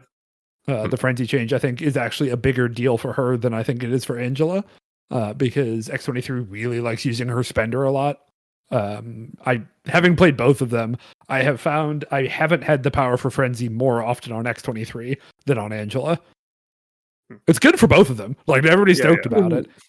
Like over the course of a game, I totally believe that, I guess. But I guess I'm not sure that like all turns are created equal in that sense. Like Yeah. I'm not sure that every missed opportunity to frenzy is equal. But yes. No, they're not. But It matters fair. a lot for X-23 on turn 2 specific. Because a lot of times with X-23 on turn 1, you like double walk to range 3 of something. Yeah. And then you open the turn spendering, coming in, buildering. Yep. Right. And now if that builder does 2 damage and kill, now you can actually frenzy. Whereas before you couldn't. That's like a really typical line of play for her. yeah. Okay. Fair yeah, enough. this is a huge change for the bad players that Vince cares so much about, right? If we need I the do. cards to be the most accurate for the bads. This is a huge one for them because I think I mean, most people I think most This of was them a were good playing change. it this Like- way. Yeah. It's such a funny argument. I like that. This is not actually the argument that I make. The argument No, I make no, this is worse than this. But This is how people will remember it. Yeah, Yeah. it's like the good I'm players. helping you out. Good players read cards just based on vibes, but bad players need it spelled out explicitly. Oh, and then there's, I mean, the one of the models that changed or that also got a bunch of changes is Magic, and I think like so to my earlier point about this update not really being focused on affiliations either or about Yes. affiliation like win rate. I feel Yeah. like this is the change that probably is about that specifically. Like it, like Mm-hmm. or I mean, not maybe not intentionally, but the fact that she is basically mandatory in New Mutants. Mhm. Is often taken in Convocation, and then also is in Defenders and X-Men. I think Mhm. is kind of good for all of them. Unfortunately, she's also like picking up a lot of steam in Apocalypse lists, and Apocalypse is already very good. So that's sort of a weird knock-on effect of that. Like I think she should be played in Apocalypse before, and now she's just strictly better. So I think X-Men walk away from this. X-Men and Apocalypse walk away from this patch like very happy, just not to absolute winners. yeah, like- because they also got Colossus, both of those, and Brotherhood. So APOC and X-Men both got Gambit, Magic, and Colossus. Oh, I forgot the Are Gambit thing all was not already in. Yeah. Yeah. It's technically part of this. So like Yeah. those are big for Apocalypse. Apocalypse was absurdly popular at squad goals. And I was some of that due to the team format, but like he's also a very popular character and he is strong. And like a lot of what's holding that guy back is that he's giving these strong superpowers to somewhat weak, unloved characters. And now like 3 of them just like don't fit in that category at all. Now like he ate the Toad nerf. Yeah. But like man, I don't know. This seems pretty good. Yeah, he read a lot of those like your net worth your network is your net worth like grind set memes, and he was like, damn, I need friends that are more effective, and now he's found them. I think this is nice for APOC. I don't think. I guess I have to agree with Bots, unfortunately. I don't think this Let's really go. moves the needle on his overall power level. I do think the Toad change is a big downgrade for him. Like every Apocalypse player I know that was doing well was basically playing Toad at every threat level in every game. Because he's so changed. heavily.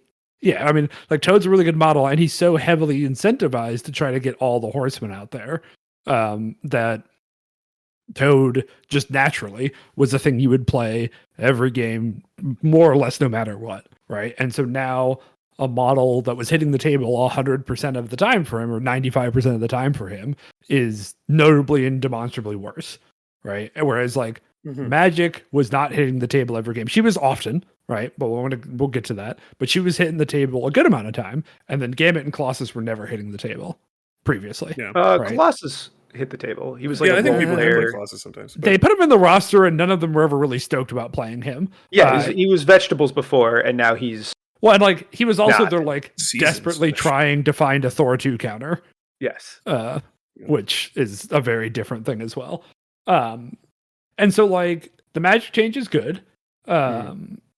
It's I don't think it's enormous, right? I mean, it's one more health is really good, right? I have nothing bad to say about that. That's really the only change. I don't think the Hex on the gun or the Immediate Incinerate are all that impactful. You take them. I mean, it's she free can- real estate, but she can journey to limbo herself. She can't journey to limbo herself. I think Oh, the it just card is other says- people. Oh, Yeah. Oh, that's my bad. Never mind. Yeah, no, it doesn't matter. And so then you got to talk about Gambit and Colossus are better than they were, but then we have to figure out how much better are they than whatever horseman they're replacing, right? It doesn't matter that if Colossus was 10 times better than old Colossus, if he's only 0.2 times better than Psylocke or Wolverine or whoever he's replacing, right? That's really what matters, is who's getting pushed out because of this. And I do think Colossus and Gambit should both see play in Apocalypse, right? I do think Apocalypse is getting an upgrade here for sure. And I would play all of these models in Apocalypse if I was going to play Apocalypse. But you can't just think about Gambit was trash and now he's good, so that's an enormous boost for Apocalypse. because that's just not how, especially his squad building works. It's just about how much better is Gambit than Deadpool. Yeah. I think you're actually missing something. So Gambit is death, right? Yeah. Death and famine.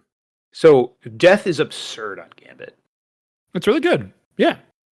Especially into like bigger things like Hulk that can like consistently he can get 3 damage and want tons of damage. And Absolutely. because he also has like mini slippery, I think there are games where you can play Gambit in the Toad and you can leave Toad. 100% you should. Yeah, totally. Right. So I think Gambit is more live of a pick than you're kind of selling here. Yeah. Or maybe that's just my perception. No, I'm 100% with you. Yeah. But then it's so we're measuring about like how good is Gambit as new death versus old Toad plus a threat. Yeah. Right. If you're talking about like how much did Apocalypse upgraded, that's the question. Is current Gambit death versus old Toad death plus a threat, which is fucking impossible to do. Right? Like I have no idea how to evaluate any of that. I've got a solution. Right. Right. So like, can't you just be like, okay, like Toad Psylocke versus Gambit Magic? Sort of, but not really, because you run into a log jam at 17 threat, where to get all the horsemen he had to play a 2 and 3s. And 17 being the most common threat, I think is important here. So at other threats, you can do that, but I think because Apocalypse is so unique, I can needle you a little bit on this one and be like, you can't just turn Toad into Gambit. Toad's other one is Pestilence, which he like essentially can't do. He's not good at it. Yeah. Yeah. And like, you're not going to bring Honey Badger and stuff. So like, who fucking knows? Apocalypse players should absolutely be excited, right? Yeah. But absolutely. What I'm against is I've seen people being like, the sky is falling. Apocalypse is going to be a monster because of these huge upgrades. And it's just not that simple. I'm not really more worried than I was about Apocalypse before, but I also think Apocalypse was in the running for best thing in the game before. So I'm not worried. I just don't think any of these changes. I do think if one of these changes is going to prove to be scary, it is going to be the Gambit one. I think that's the single biggest upgrade Apocalypse is getting here. I think Colossus is cute and good. I like him. I'm excited about him in X-Men, and we should talk about Colossus. But I think Apocalypse by nature doesn't really want to play his 4 threats. He still wants to play his cheapest models to go and get the horse rolls in there as efficiently as possible. That's my opinion, at least, of what Apocalypse wants to be doing. And so Colossus going from a bad 4 threat to a good 4 threat is nice, but he still has some problems. Like, he still doesn't have a good power economy. And as Pestilence, I think the best Pestilences are ones that can spend their own power on Pestilence, so then you can get more tokens and more rerolls. Right. And his dice pools are not very good, so he doesn't really get a lot out of war. I think he's just okay at both of his horse rolls, which is why I'm not as excited. Whereas, like you said, Gambit is death is nuts. Gambit is famine is really good. He is excellent at both of his horse rolls. Yeah. Damn. Yeah. I mean, I don't know. It does feel like Gambit is also X-Men affiliated, right? Yeah. Oh yeah. I'm stoked about it. He's really good in Prof. I've been playing him a bunch in Prof. Okay. Especially because like my current Prof list also has Prof. Also, like what, sorry? Sentinel Prime. Oh, Sentinel Prime. Oh yeah. Right. Yeah, that's cool. So you get like stacking 2 rerolls on a Gambit beam. It can go bananas. Yeah. Like crazy. Like the other day, he killed Steve from full on his flip side with a 5-die beam. Yeah. He just like rolled 2 natural crits and had no other successes, and I re-rolled into multiple wilds and had like 8 hits. He blocked 2, and I just like went over the top. That's nasty. Yeah, Gambit's really good right now. I think he's really good for Brotherhood too. I think any affiliation that has Gambit should be excited about him. His math is just all better than it looks, right? Because like getting that on defense and dodge too is definitely impactful. Like, he's still not a tanky model, but it is a noticeable difference. That even, I mean, I'm going to steal a Vince story, but the enhanced agility going any direction is very impactful. Totally. It is so much better than Parting Shot just because of that. Right. I think you should play him anywhere he's affiliated. I know fucking Dustin was doing the math on this guy in Steve 3 with reserve members. Yeah. That does seem good. Yeah, it's like attacking Def 3, he's like 50 something percent to do 5 damage in one punch. Dang. Yeah, Just because like the Steve 3 leadership and his own dice manipulation stacks in whatever way you want it to. You can use those in any order to just unpack his dice into being whatever the fuck you want them to be. Yeah, so you only need 2 power for it to be online. You need 2 power and a hit, and I have a single hit. Now I have 3 hits. Now I have 4 hits. Like, haha. Yeah, I think Gambit's very, very, very good. He's also more likely than the Mummy to push a character off of a point. Wow, that's fucked up. He's 85% to push a character off of a point because he needs a hit or a wild. Right. I also didn't appreciate the difference in his consistency a little something extra is now, because it used to be, it was like, oh yeah, Gambit's cool because he has wild effects, but you can pay a power and make them like near guaranteed. But now you're paying a power to make them near guaranteed and add a damage, right? Like paying a power to add a success to a dice roll, just on the face of it, would be a good ability for any character, right? If anybody could just like pay 1, add 1 success to whatever the fuck you were doing, would be great. And I didn't really appreciate how good that was until seeing it in action a little bit, just to be like, he's a quote unquote swingy character, but he swings from like perfectly reasonable to absurd. Yeah. It seems good. And it's energy defense. It hits energy defense a lot, which I know doesn't matter, but I'm still excited about it. And I mean, like the power feels the best on Kinetic Ace, where it also refunds itself.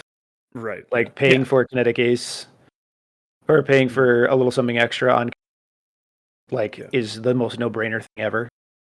Yeah. Unless they rolled like 1,000,000 blocks. Huh. That's cool.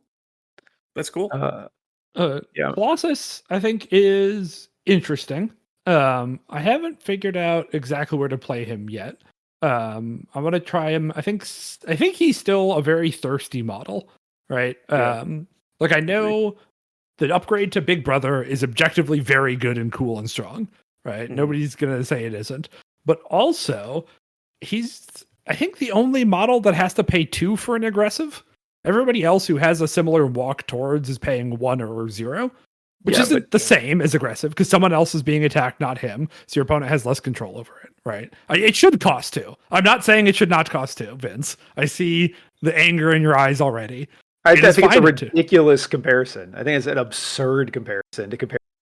I think it's okay. Well, great. It doesn't matter. It doesn't need damage. It goes off before. Yeah. But my point is, it's expensive to walk short. It's totally worth it. But he is a model who wants to spend a lot of power, right? He wants to be doing that. He wants to use his throws. He wants to taunt once he gets there.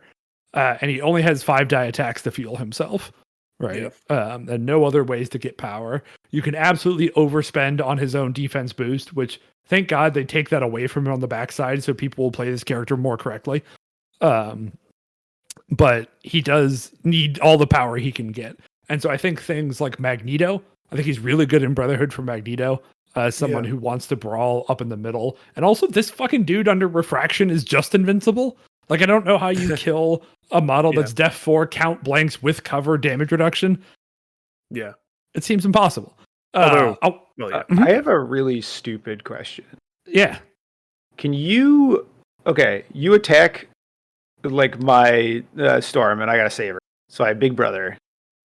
Right? And then I walk into 2. Can I Big Brother again? No. What stops me? Reactives are only once per triggering effect.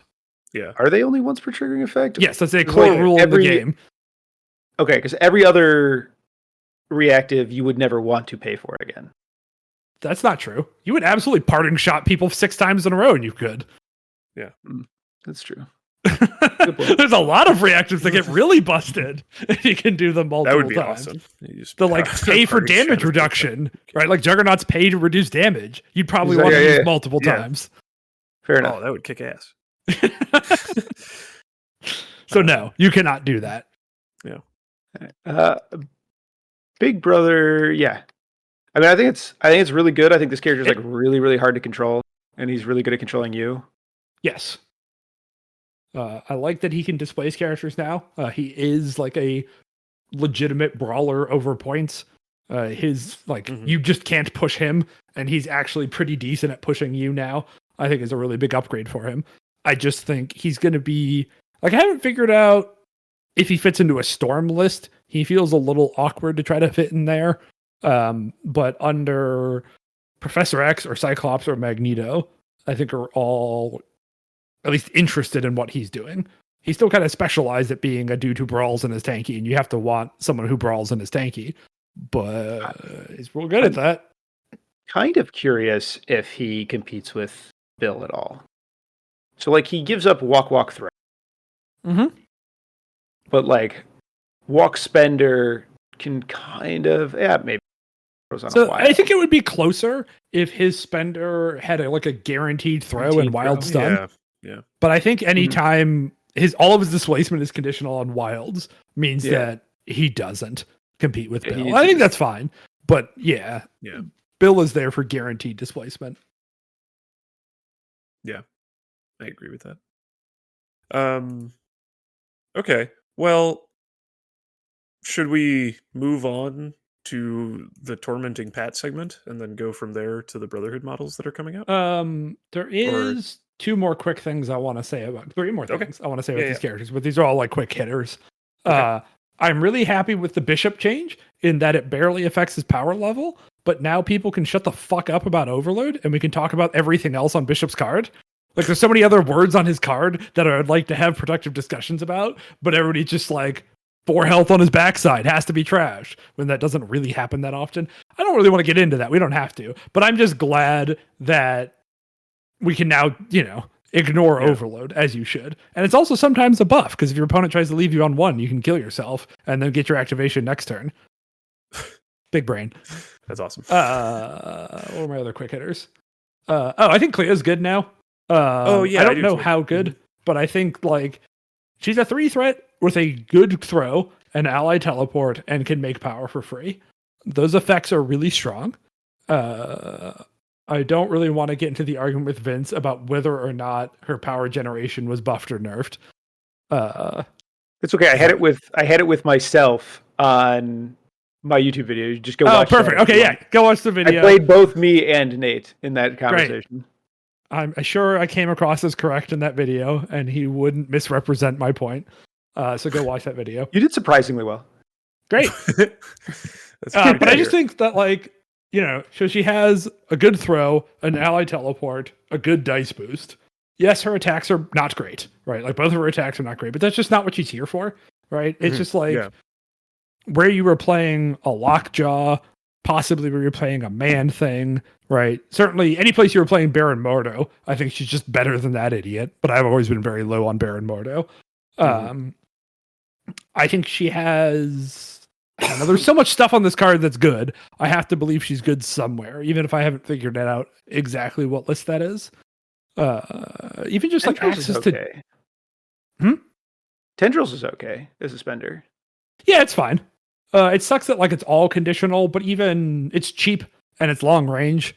It's just that the other problem with Tendrils is that she has lots of good things to spend power on, which I think your problem was just be her challenge is the same thing to go to. I think we've said on this podcast 8 million times. Venom is hard to play because it has a bunch of good things to spend power on.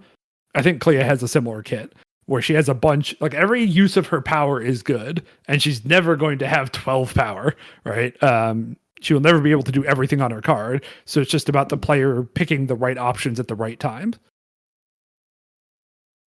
Plus, Judgment is sick. Applying Judgment is very strong, and there's so little of that in this game. This character can spend 18 power on her.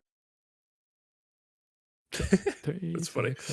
12. What? How? She can. Talons is only once per turn. Yes. She can Talons herself. So it's 15. Oh shit! I didn't realize she could Talons herself. That's sick. She can Talons herself, so she can spender. Talons one of them. Throw somebody, place somebody.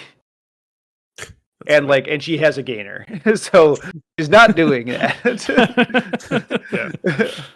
But I would be interested. I wonder how effective she would be in Skull One just because of her ability to just like dump her whenever she wants. I Or think if she'd the be problem interest- with Yeah, go Skull ahead. One is that's where I think you feel the pain of her only having a range 3 attack, right? Mhm. Because Skull One really wants you to be making your free attack, and her free attack is not great. Yeah.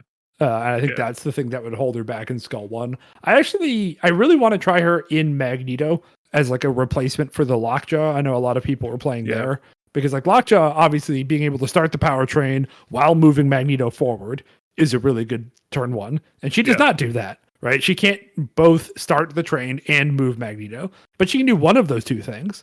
And then she just does more than Lockjaw does on other turns.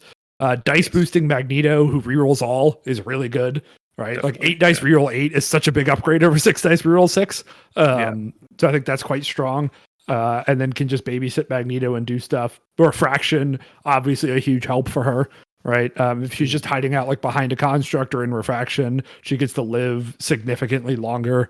I think it's interesting. Is it great? I don't fucking. She's still a support character in Marvel, so it's always hard for me to be like, oh yeah, this is the one. They finally did it. They finally made a good support character in Marvel. But man, there's so many good words on this fucking card. Yeah. She's a really interesting toolbox. I think people should be playing her for sure. It's just Convocation Defenders, right? Yeah. Okay. Sad. What was the other one I had to come on? I said I had 3. I think you said you had 2, right. but okay. Well, no, then I cut up a third one, and now I have a fourth one. The third one, I'm fucking mad about the Nightcrawler nerf. It was uncalled for.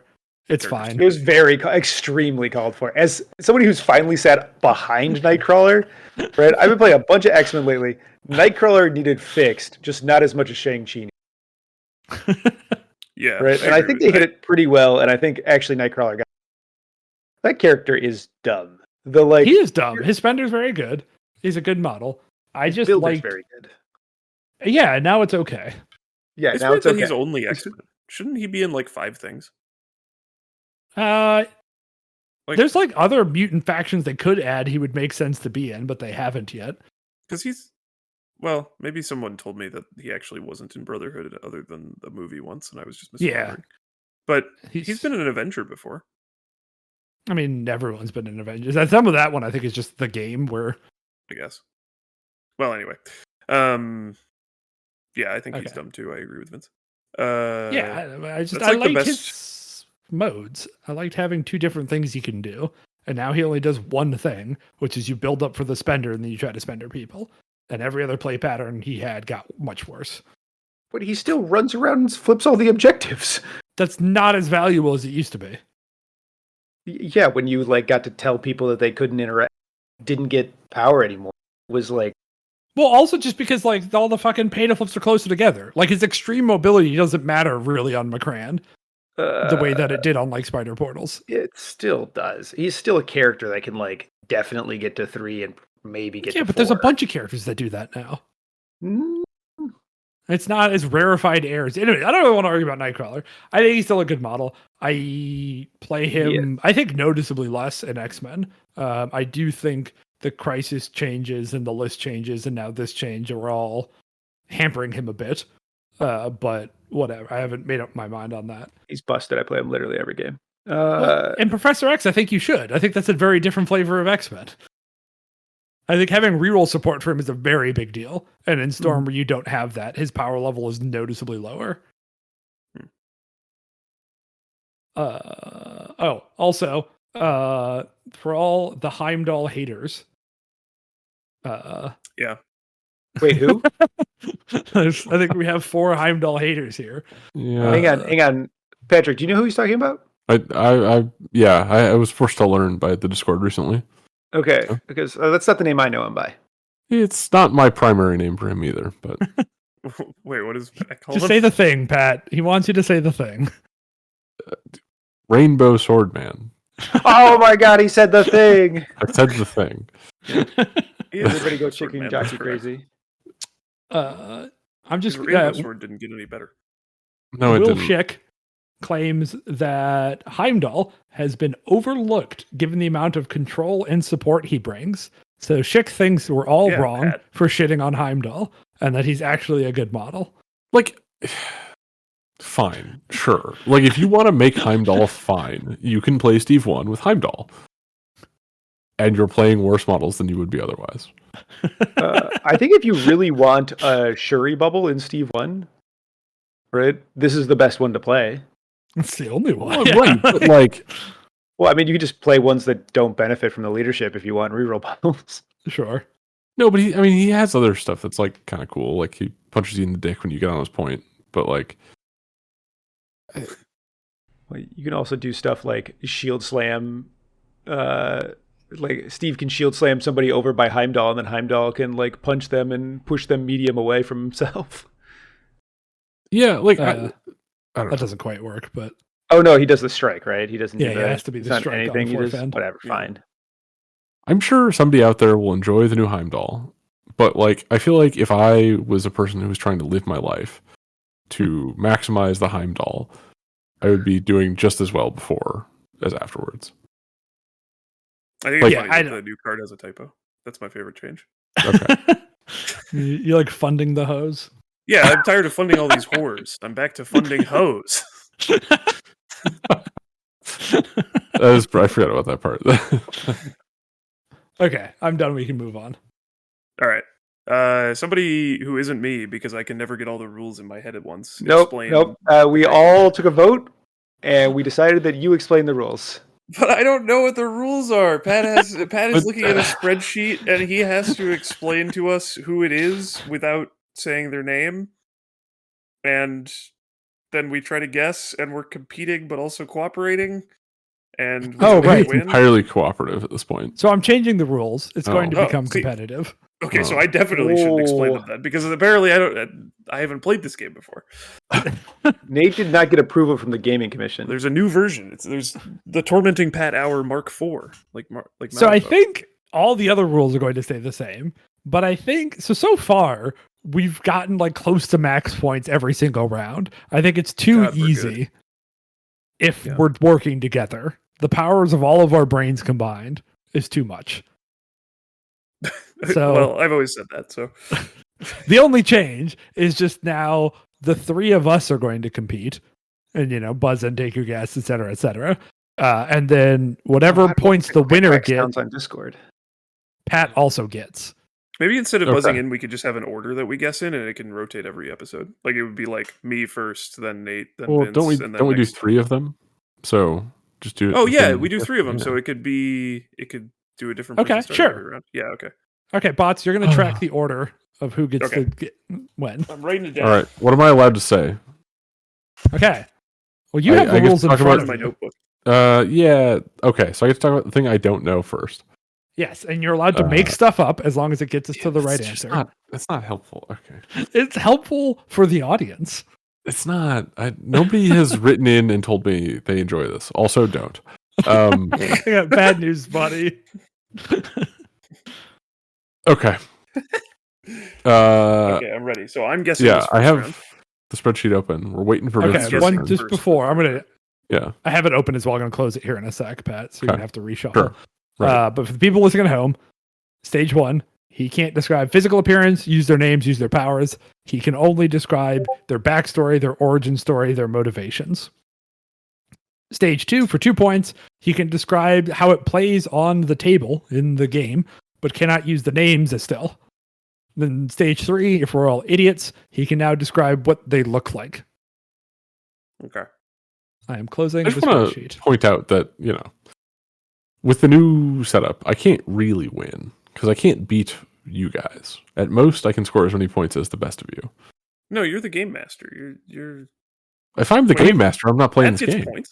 Well, Well, it's no, also- but I get the same number of points, right? In my head, and we can change this, but in my head, Pat gets the same points as whoever the winner of the round gets. Yeah. Mm. But you're not, you, Pat, are competing against the set total like you were before. Okay. So we're competing amongst the three of Previous us. pets. You're competing against. And pets, you're just pets. trying to reach a certain point threshold to win or lose. Yeah. All right. Fine. All right. Well, we're here. I'm rolling the die. I remember Right. how to do that. I click. It would be fun to have Vince make any change. Excellent.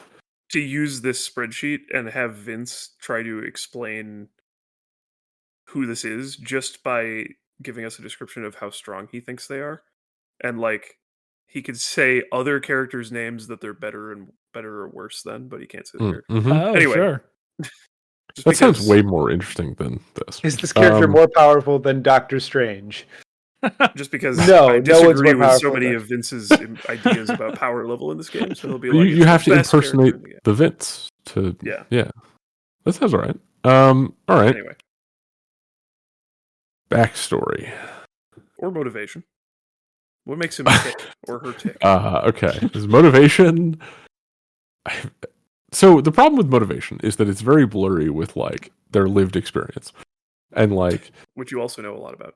yeah. Well, I know a lot about certain parts of their life that might happen again and again. Like every time they feel a certain emotion, they have a certain response. And some degree of that is natural, and for some people, it gets a little out of hand. Okay. They might be, enthusiastic about science. Okay. I'm I'm locking in my first guess. I'm sure I'm wrong, but it's Hulk. Okay, you're going first. Yeah, my first guess is Hulk. It goes me, then Nate, then Vince for this first round. Is it Hulk? Yeah. Let's fucking go! I'm the greatest. Game sucks.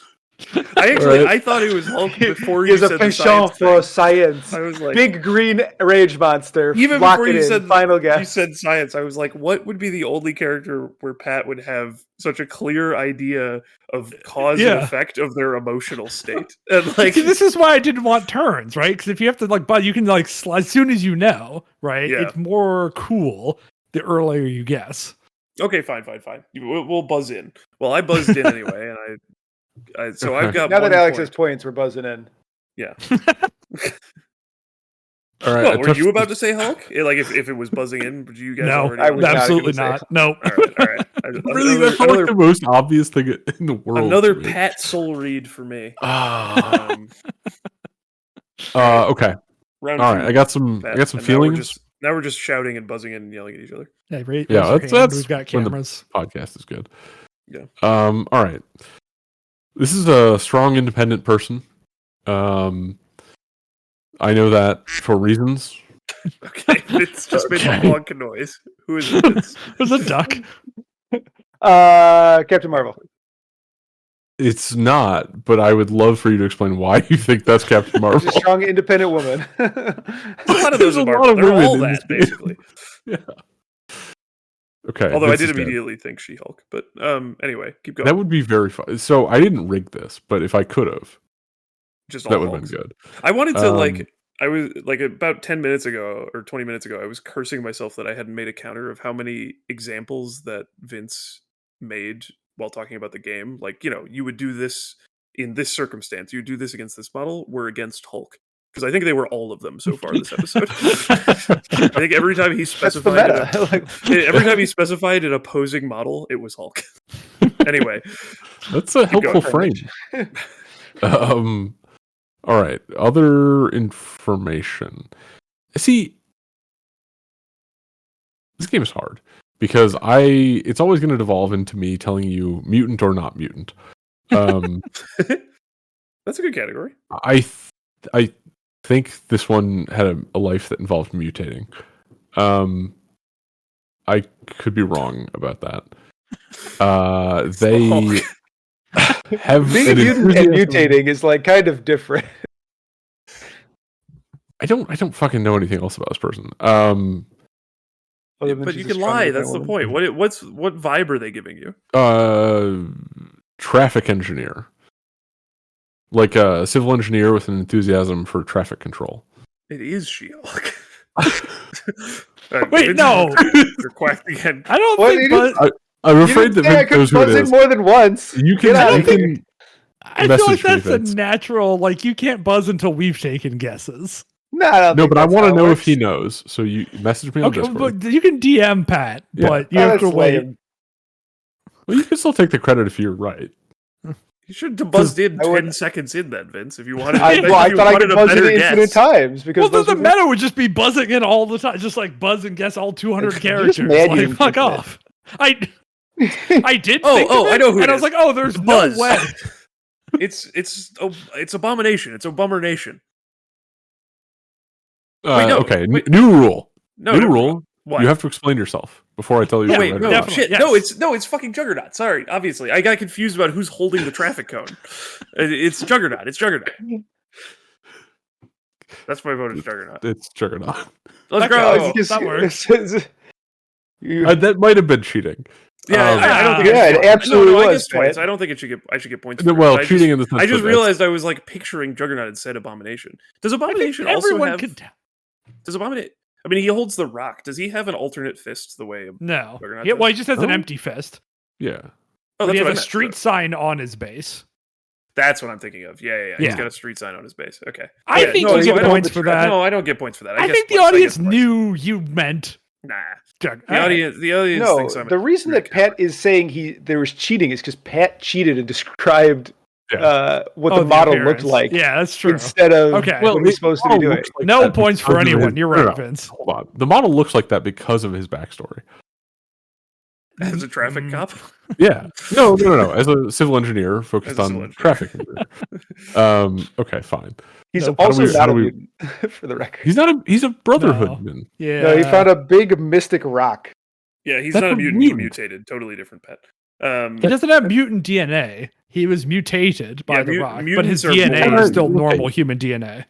Too bad. You He's- said I was allowed to lie. Despite So. I did. being a blood That's relative not why of we're a docking mutant. you points. Oh, okay. Is But he a so- brother or the cousin of Xavier? I can't remember.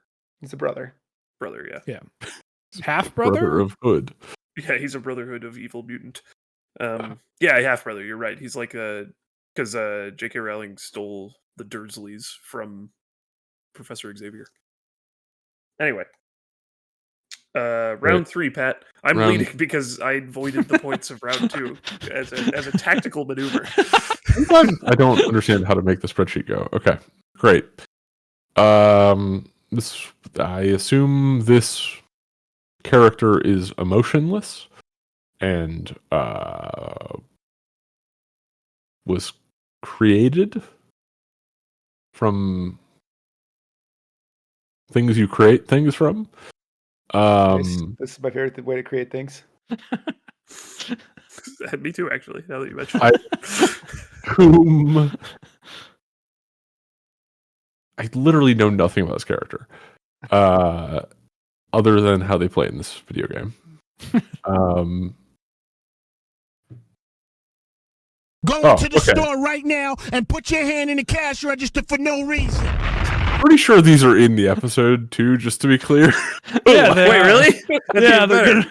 gonna- Okay, well, that's my buzz sound. I thought it was just going to be a ka-ching. I've never pressed that one before because it just says cash register, but it was like a fucking. It was. I think that's Riff Raff yelling that. Anyway, it's one of the Sentinels. I don't know if it's Sentinel Prime or Mark IV, but it's. I'll Okay, go with Mark explain IV. yourself. You said it was emotionless and it's made by something, so I thought maybe it was a robot. Okay, it's not a sentinel. Fuck. Keep going. All right, well, Pat. one of you guess or keep Okay. or go. I would to like to Um, go to Nate. Would you like to vote to go to step 2 and leave Alex in no guest land? Yes. Damn. Here I am alone in no guest land. Okay, What do you care? If you get it right on stage 2, you win, bots. I have Yeah. a question. God, I'm good. I should remember the answer to this. Is this does this spreadsheet contain multiple variants of the same character? And so it's Marvel model. So like all 3 Logans, like Logan, Wolverine, and Logan, Next to Man, are all yeah. in there. Okay. Vince has a guess. Vince, Vince, what's would you your like to guess? take your guess? Have for we 2 moved points? on? I want full points. No, 2 points. Is this Ultron 2? No, in fact, it's not. He Nate, just your pays response. off. How Uh, does he play in the video game? They took away his one good tactics card. I think that's. Wow. Well, that was a vote of I confidence. should have guessed like Alex. It plays nicely painted when Vince plays it, I think. I did not know, Nate. What? And it's I thought my still- brain is stuck on it still being Ultron too, because they took away his best tactics card. Damn, it's almost like that tactics card works for another model. Oh, yeah, it's also oh, okay. I think I might have a guess. Let me find. Hang on, a I'm going to buzz buzzer. it right before him. it's Abomination. I'm gonna guess that it's Ultron 1. It is Ultron apparently 1, now that we clarified that both are here. Let's go. All right. So This is Damn it, I took my incredible 50-50 segment. shot at it. yeah. It was very reasonable. I didn't give you anything. You should have to go done on. I what should have Bots just guessed did and one, just guessed because he- Sentinels. You should have just said Ultrons. Yeah, you should plural. have said Ultron, and I I probably actually should have said Ultron 1 because he asked if there were multiple of it, and if it said Ultron 2, Metal Tyrant. would He have would know. known He that would've both known were that in it would've there. been two, yeah. Yes. So, Bots, what are the final scores? 3 for me and 1 for you, and nothing for Vince, who's stupid. Okay, you're wrong Wow. in 2 places. Wait, really? I thought it was Okay, 3 I got points 2 for the first points. round. Wait. Oh, I thought that was the third round. Okay, No, we have that's to round circle 2. back to Vince's guess that he DM'd me. Oh yeah, was he right? What was that? No. That was I don't right, even... 'cause I didn't know have- he was describing how the model looked. I have no idea what I said to justify this guess, but he guessed Emma. He was He just said- guessing women he thought of. This He is said, like, this he's is like, a person that Pat doesn't know is what their deal is. Uh-huh. And also him being like, they were like a traffic cop or whatever, and she's doing like the different poses that are like directing traffic. It was literally where I thought he was would going. be- that's awesome. Wait, And just I knew that I could justify it in a very funny way. Yeah. Wait, what's- Excellent wrong? guess, and you robbed the podcast of it. I'm cutting this part out. Thank you for saying all that, because you reminded me that the introduction to Juggernaut was that they're strong and independent. What makes Juggernaut strong and independent?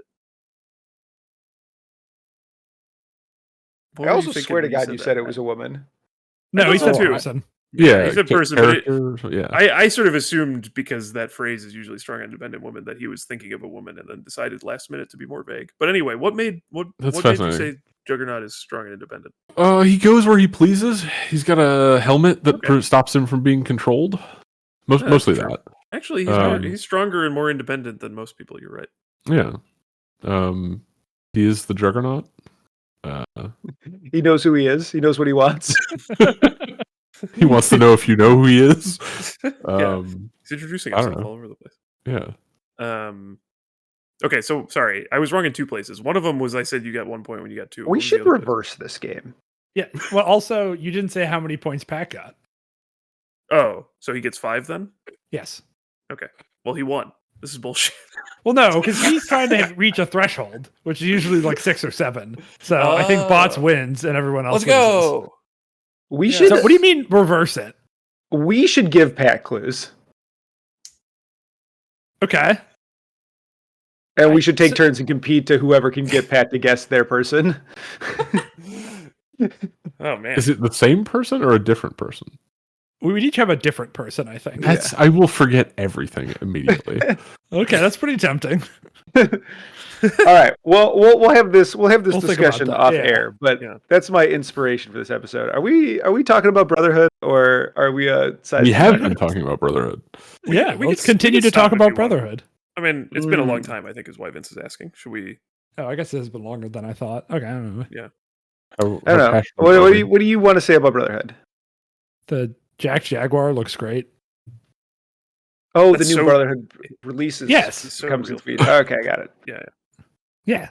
Well, we could do 'cause- like a brief coverage of it, and then we could, because I mean, I think the reality is, so I've played one game with any of these models. I've played one game. Okay, so we could be excited about them or not excited about them, but the reality is we're not experts. And Definitely. you know what? We're finally there's ethics in games journalism happening right now. What? Anyway, I have a very dumb question to start off. yeah, tell Yes, us. we love your Why- dumb questions. Why are there 3 models in this box? Because they're Jaguar's done the first making model. boxes of 2 models. And that means the answer is just not 2, as Yeah, opposed so, to like 2 or 4. Again, on the fucking 1, 3s, and 4s now from now on. Yeah. And in the very Schick occasional AMA, somebody I'd actually like- asked them about this trend. Yeah, okay. And that their plan is, I think the Blue Marvel Photon Proteus, whatever her name is, box, he says is the last of the 2 model boxes, and everything else is going to be Sorry, I'm just bigger. laughing because Pat made such a funny face when you said Blue Marvel Photon. Like it was so clear that this is the first time he's heard any of those words other than Marvel in association with this game, and he's like, "What am I supposed to know who that is? Who the fuck?" Don't worry, So- Pat. Those don't come out till So, Christmas, Pat- and you're going to be playing Mal. Oh no, they're Q2 26. He's got a long way. Oh up there. yeah, there you Oh, go. good. I'll be surprised again. And that's pre-delays, I assume. So actually, again, this is why I was saying I said this in the pre-roll, and I don't know if this is going to get in, but I don't mind saying it publicly. People asking Schick if their favorite person is coming to this game, there's nothing wrong with asking that, but we know what the next 18 months of releases is. Optimistically, it might actually be like the next 24 months. Like you will live and die a whole extra life before your favorite model comes out, even if it's next up. Like you listener, you are gonna like get a new job, you're going to lose your job, you're going to have like life-changing experiences, you're going to like go to a place you've never been before, you're going to play a new game, you're going to like like find or lose the love of your life, you might have a kid, that kid will like grow old, and then Dr. Doom will come out, like I mean I think like I don't these questions are insane to me. I don't know, I don't understand it at all. We know it's coming out. It's Blue Photon. That one person? It sounds like 2 people. Yeah, I was going to ask Pat, Okay. Blue Marvel Photon. Oh, How many characters is that? Blue Marvel and Photon. Sorry. No, Blue Photon. I mean, Blue Marvel sounds less like a character. Like Blue Photon, it sounds like a scientist with a fucked up past and an enthusiasm for the color blue. But like, What if the character was you're blue already prepared and to the other describe character it was to Marvel us. Photon? oh, so they're like sharing the Also, Marvel her part. name is Spectrum. I looked it up. Which one of those words is replaced with Spectrum? Ooh, yes. Yeah, is it Blue Marvel or Photon? Which of those things was actually supposed to be Spectrum? I mean, I assume Photon, but like, You should have That guessed is the correct. color. It's Spectrum Marvel. okay. I've heard would be those 2 words together before, unfortunately. Yeah, okay. So anyway, Blue Marvel and Spectrum is the last 2 model box. But he Yeah. didn't specify like what other numbers they're experimenting with. It's just always going to I be mean- 4 and 3, or like. Well, or one. one. Like we just. So talked about why? it, yeah. What's wrong with 2? I don't Yeah, know. it does seem really crazy. that this is- Like why did he make such a definitive break from the number 2 I if have he's still no willing to do idea. 1, 3, and I also, 4? I don't know if this will make the podcast, but I also feel like you led me astray when I was talking about complaining about Brotherhood models and how there were 4 of them or whatever, the new box of Brotherhood models, and you were like, Phoenix. And I was like, oh, so there are 4 models in the box. I'm just an idiot. When the panel play was only 3. No. No, it was We- 4 mutants. Yeah, Oh. 4 And- mutants this summer. It Yeah, was not those are in 4 2 boxes, Brotherhood in a one box. with 3 and one with Phoenix. Okay. Yes. And Fine. How I is think Pat Phoenix- ever going to know that from the sentence you said? The Well, sentence but that barely was that there were here. going to be 4 new mutants coming out this summer. None of He which made are a in lot New of Mutants, assumptions. by the way, the affiliation. No, 4 New Mutants, none of which are New Mutants. Thank you for clarifying. Great. Okay, so we did a really good job just now doing a brief rundown of the Brotherhood box. I am tentatively interested. Well, okay, I'm definitely interested in playing Avalanche and Lady Mastermind. I am tentatively air quotes interested in playing Exodus because I think he's like the most boring model ever.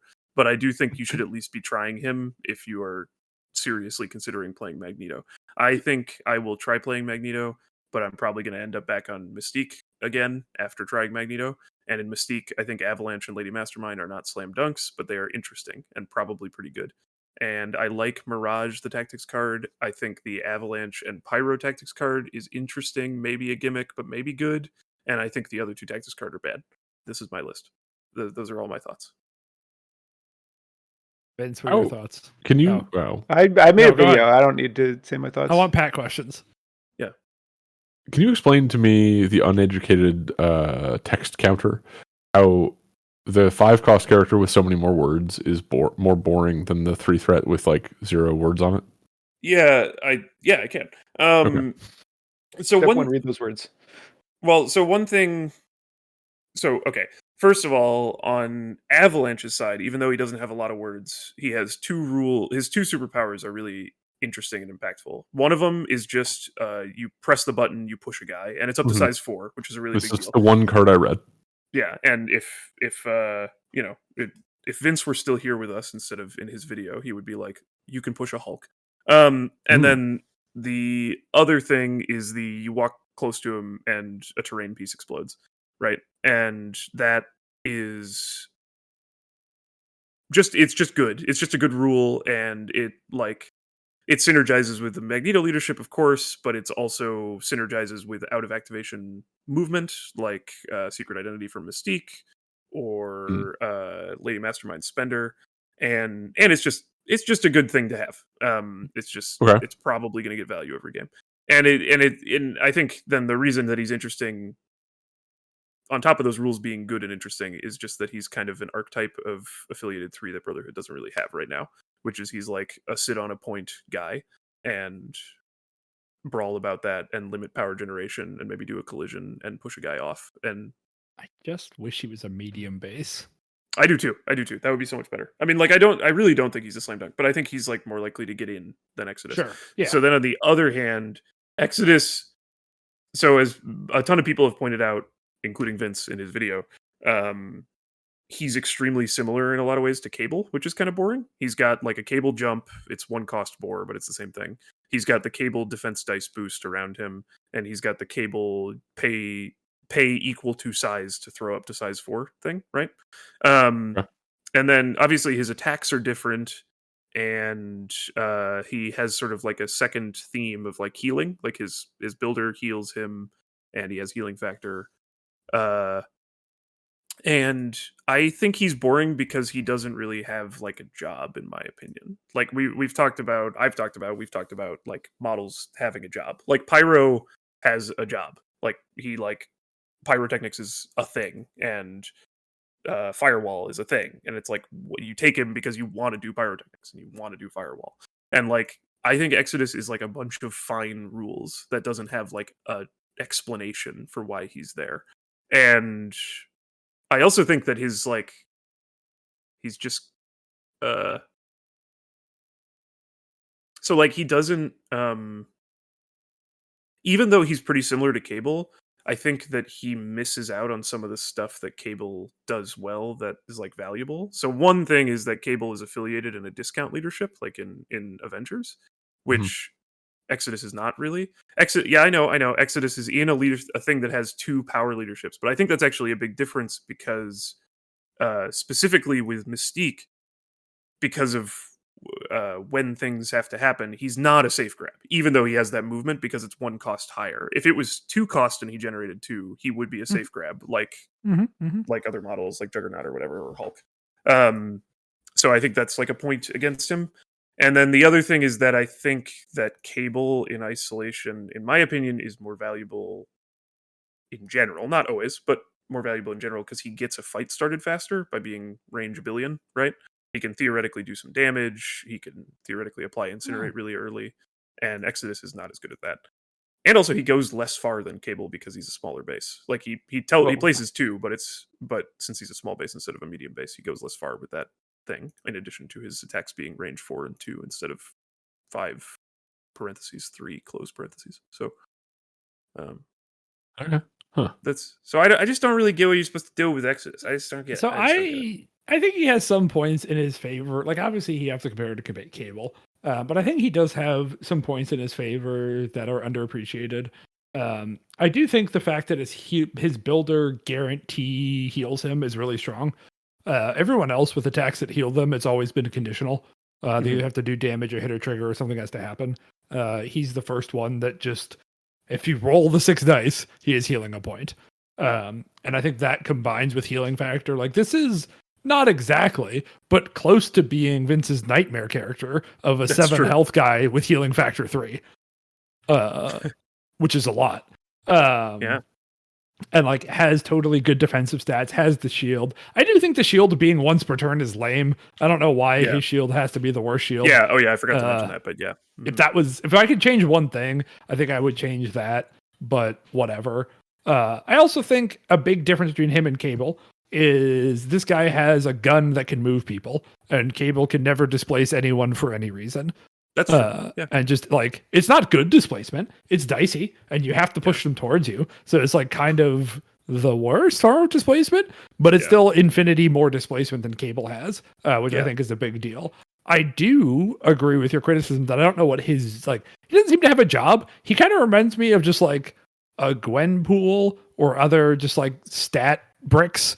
Yeah. Where just like, he's got a bunch of good stats. He'll find something to do on the board and provide you value while doing it. He does good damage and is reasonably durable and has some interesting support. Like, I don't know what his job is, right? He's not specialized in anything. He is kind of bland that way. But I think he's just a generally good ball of words. Yeah. I don't think there are like rules on his card that are like objectively bad, other than maybe his spender. But even that, I'm sure will happen occasionally. But like, go ahead, Vince. He's kind of like in Bill land, where like Bill is played a lot because he just has like very high numbers, and if Exodus's numbers turn out to be high enough, Exodus will see a lot of play, but like isn't mechanically super interesting on his own. Like, I think Bill wouldn't be an interesting character except for the fact that like the strongest things in the game are size 4. So like having access to throw size 4s is a big deal. Right? Like if the strongest stuff in the game were size 2s, right? Like, yeah, who would care? Yeah, but even Bill, even the comparison to Bill, like I think it's apt in a lot of ways, but even the comparison to Bill, like that is a job, is like throwing size 4 man. And also Bill has a job in a lot of lists, not every list, and he used to have way more with Eyes on the Prize, like when turning into a safe grab, but he still turns into a safe grab with like Midnight Suns. And I think like even if you played Exodus in Steve 1, which I don't think you should, but he's still not a safe grab there either. Like he really cannot be that. So I think it's, I don't know. I think the other thing, this is just like my bias, and I do not think is like a rule that I would commit to just being like good advice for playing Marvel. But I like, again, in the comparison to Cable, when Exodus makes an attack, it will sometimes be better than what Cable would be doing because it's 1 die more and it heals you and it can sap power.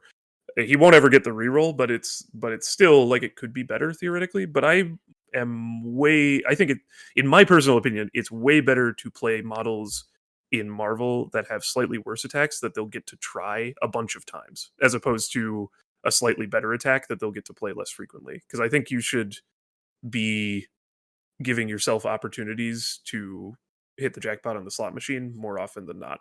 And I think that like this guy being a small base place 2, range 2 attack for his main attack. Again, he does have the pull thing, which mitigates that a little bit, but like his ideal, like you called him healing factor 3, and that's only if he double builders. And like I don't think he's going to double builder all that often, just because he's like he has mobility that's not just move actions, but it's like the smallest possible kind, basically, other than I guess a place 1, other than like having bump and nothing else. But yeah, so I don't know. So he's bleh, but he might actually be good. Like, I seriously think that there's like a possibility that he just is, like Vince said and like Nate said, that he's like statted up enough that he's good. But I don't know. I also he think really he's does like not spark joy. Half a leadership card is also boring good stats. Yeah, I know. It's like, oh, cool, more number. Thank you. I love number. Yeah, he might be a character that's just like uninteresting to talk about, but like he has a lot of like, I can see why the character might appeal to people because he has a lot of different ways to spend his power, and like those decision points can be fun. But like talking about him and like putting him in a list, he's like not exciting to talk about because, you know, he doesn't have a job. He's just kind of like, he's going to run around, he's going to flip points, he's going to pull people off points. He's going to be okay at everything that he attempts. He has lots of ways to spend his power. Yeah. You know who is cool and exciting? Lady Mastermind. Yes, Lady Mastermind is actually cool, exciting, and I think that might even be true, even if she's bad. Yes. She's kind of I the totally opposite of agree with that. Exodus. It's like it's Yeah. possible she's bad, but she's cool anyway. Yeah. So, yeah, I think, I mean, playing Lady Mastermind is the most exciting part of this box for me, for sure. And I'm definitely going to try her in Mystique lists. Yes. Mhm. But I don't know what else I guess even there, I don't know that I have like a super long pitch for her. I just think she's cool. I think sometimes her damage output will actually surprise people a lot because I think it has the potential to be like consistently good across the whole game, which is cool. And we just talked about, I just said that I prefer models that get to make attacks a lot. She is not exactly pulling a slot machine lever because she can only, her builder can only do 1 or 3 damage, but she gets to do stuff all the time because everything is range 5, which is really cool. So I also think that like she's You do pulling damage, for the record. or Yeah, sorry, you could do it's 1, 2, yeah, or 3. You could do 3 or less in various combinations. That's correct. And I think she's like pulling a differently weighted slot machine because I'm so glad her gun is for each wild in the attack roll you get to apply a condition. Because you do get the payout of just like, oh, I rolled 4 wilds. Here's a pile of crap on like completely totally. debilitating someone. I think is really interesting. And then cashing in. Like I think her being able to just do 2 damage regardless of your blocks if you have 2 conditions is potentially very strong. Like it gives her a slight bullseye feel where it's just like, oh, you're on 2 health and you've got 2 conditions. Doesn't matter what these dice say, you're just dead. You know, obviously getting 2 conditions on a target is not trivial, but certainly Brotherhood has a bunch of ways to put like Pyro firewalls you, Lady Mastermind shoots you, zap. And then like if that zap gets 2 wilds, she can do it a second time. Right. Yeah. So like she can just do 4 diceless damage if her slot machine comes up that way. And obviously that's not likely. Right. Or diceless damage if she rolls well. Is that what you just said? Yeah. Okay. Got it. What? Well, because it's still relying on dice. Oh, I got it. Yep. Okay. That's not how diceless damage works, buddy. Well, sure isn't. It is not diceless damage, but the first instance of it, based on Pyro's firewall, is diceless. Like I mean, and I was thinking like it ignores your opponent's defense dice. Right. Like Shang-Chi can roll the fucking blanks he wants and do whatever nonsense. Right. They can buff it with cable shields or whatever. You're still getting got. I think just that design space is really interesting. Obviously, her steal your attack superpower is really interesting. I think they did a great job here not making this absurd because you just get the damage from it, right? Like you're never getting any special effects. But also, holy fuck, this is a long range attack. Yeah. Like on the right targets, you're hitting someone range 10 away from you or whatever the hell. And I think this is such an interesting combination with her attack that does 1, 2, or 3 damage, where like she ends up doing roughly the damage of a normal 4 threat, but in a really weird and different path to get there. I think it's cool. Is it good? I don't know. I hope so. But it's, boy, is it hard to tell.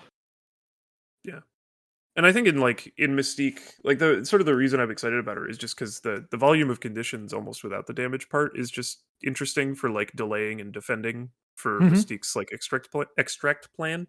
And then you sort of wait a little bit ideally and then cash in the conditions for damage when it's more or less a confirmed kill. I think that play pattern is pretty cool. I also go ahead. So I just haven't ever been playing one of the models that does something like this where they like attack from somewhere else. So I forget how this works. She cannot get around stealth with her mind control thing, right? Correct. Because stealth doesn't care about range and line of sight. Your range and line of sight, it's just like, is this model within 3 of you? The 2 physical models. Yeah. Yeah. So no matter what chain you do, you're measuring 3 to Lady Mastermind. Yes. Stealth is very good against it. Yes. Well, I mean, stealth is very good against it, but also you could like use a faraway Shuri to attack someone close to you that has stealth, as long as they're close to Lady Mastermind. Yeah, absolutely. I mean, I agree. Stealth is good against this, but I'm just curious, like, make sure I understood how it worked. Okay, cool. I also think because Vince, you wanted cute names for lists that we come up with. I don't know if you saw people talking about the Shape Sisters list, but I think that's a very fun name for the Mystique, Mastermind, and Emma list. because they're There's all no way. Brotherhood affiliated. There's no way playing those three models together is good. But yeah. It's a really funny way to troll Nick Fury Jr. though. Mystique, Mastermind, and Emma. Okay. Yeah. They're all Brotherhood. They all have the shapeshifter rule. Shapeshifter. If you want Vince to never get to play Eye in the Sky, you can really just troll the shit out of him. I mean, Emma's going to be dead or not have shapeshifters. That's how you dealt with it in Hellfire. It was like you just shot Emma and then be like, go in your cocoon and I'll leave you alone. Yeah. So I don't think that like triplet, like all three of them is good. But I do think that like playing, if you're excited to play Mastermind in Mystique anyways, that like the benefit of two shapeshifters is notable. Like there was a period of time where I was splashing Mystique in my X-Men list while trying to figure out if Headmistress was good, like a card worth bringing Emma for or not. And like, no, because Emma has problems, but like the difference between one shapeshifter and two shapeshifter was a very noticeable increase in the shit you get around and get to just ignore. Yeah, I think that makes sense. And it's always that effect is good, particularly in Brotherhood too, because it like helps you use "Do you know who I am?" to avoid brace, or actually, now I mean you can Avalanche can also avoid brace if you like move somebody in one of their activations into Avalanche's zone of collision. So anyway, I also stuff like think that it's sneaky strong for her gun, where like it means she doesn't just get blanked by Bills and Juggernauts and Kingpins, right? That's true. Yeah. The people with pay to reducers are usually really good at the people who can do max 1 damage. And I think that's just a nice little benefit of, kind of her doing the bullseye thing. She can chip in that damage even against the people who reduce to 0, except for Thanos, because Thanos sucks, but Yeah. I think she's also exciting in Hydra. True, yeah. Oh, sure. Yeah, absolutely. I didn't think about that. That's fun. I wish she was exciting in Midnight Suns, but I just don't think it's worth it, really. No. But she has cool synergy there, unfortunately, but just not enough, unfortunately. Yeah, no, and also like you're not going to spend your splash on a 3 because of just like the nature of how Midnight Suns. She's a 4. Oh, sorry, a 4. She's still, you're going to splash a 5ers. Yeah. Yeah. Mm-hmm. Right. I love that Nate was like, I went to Nate and I was like, hey, wouldn't it be fun if video idea? And you were like, yeah. So I found one that somebody else. Your mic cut out in the worst part. All we heard was like, I want to talk to Nate. And he told me, Thailand. Just nothing after that word. It's censored whatever Vince told you. I'm very sorry. I am curious to know how I'm being dunked on, but this is the worst episode to edit ever. I love that for a goofy video idea that I was like, Nate, wouldn't it be fun if we came up with funny names for? Yeah, for your. And he was like, yeah. So I went on the internet and I else's name. I'm going to tell you about it now because that's who I am as a person. Yeah, he's outsourcing your work. He did a great job. He's delegating. You're outsourcing your work to me, and then you're mad that I'm outsourcing it further. I don't see how this collaborate. Is fair. All right, I think before we lose Vince permanently, we might have to have been a podcast. Yes. Goodbye, everybody. We're a taco truck. Now make the noise. We're a taco truck.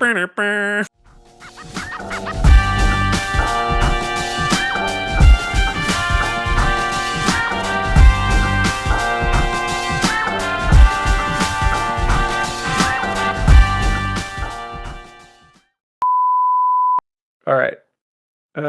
You guys want to get into it? Yeah, okay. I suppose.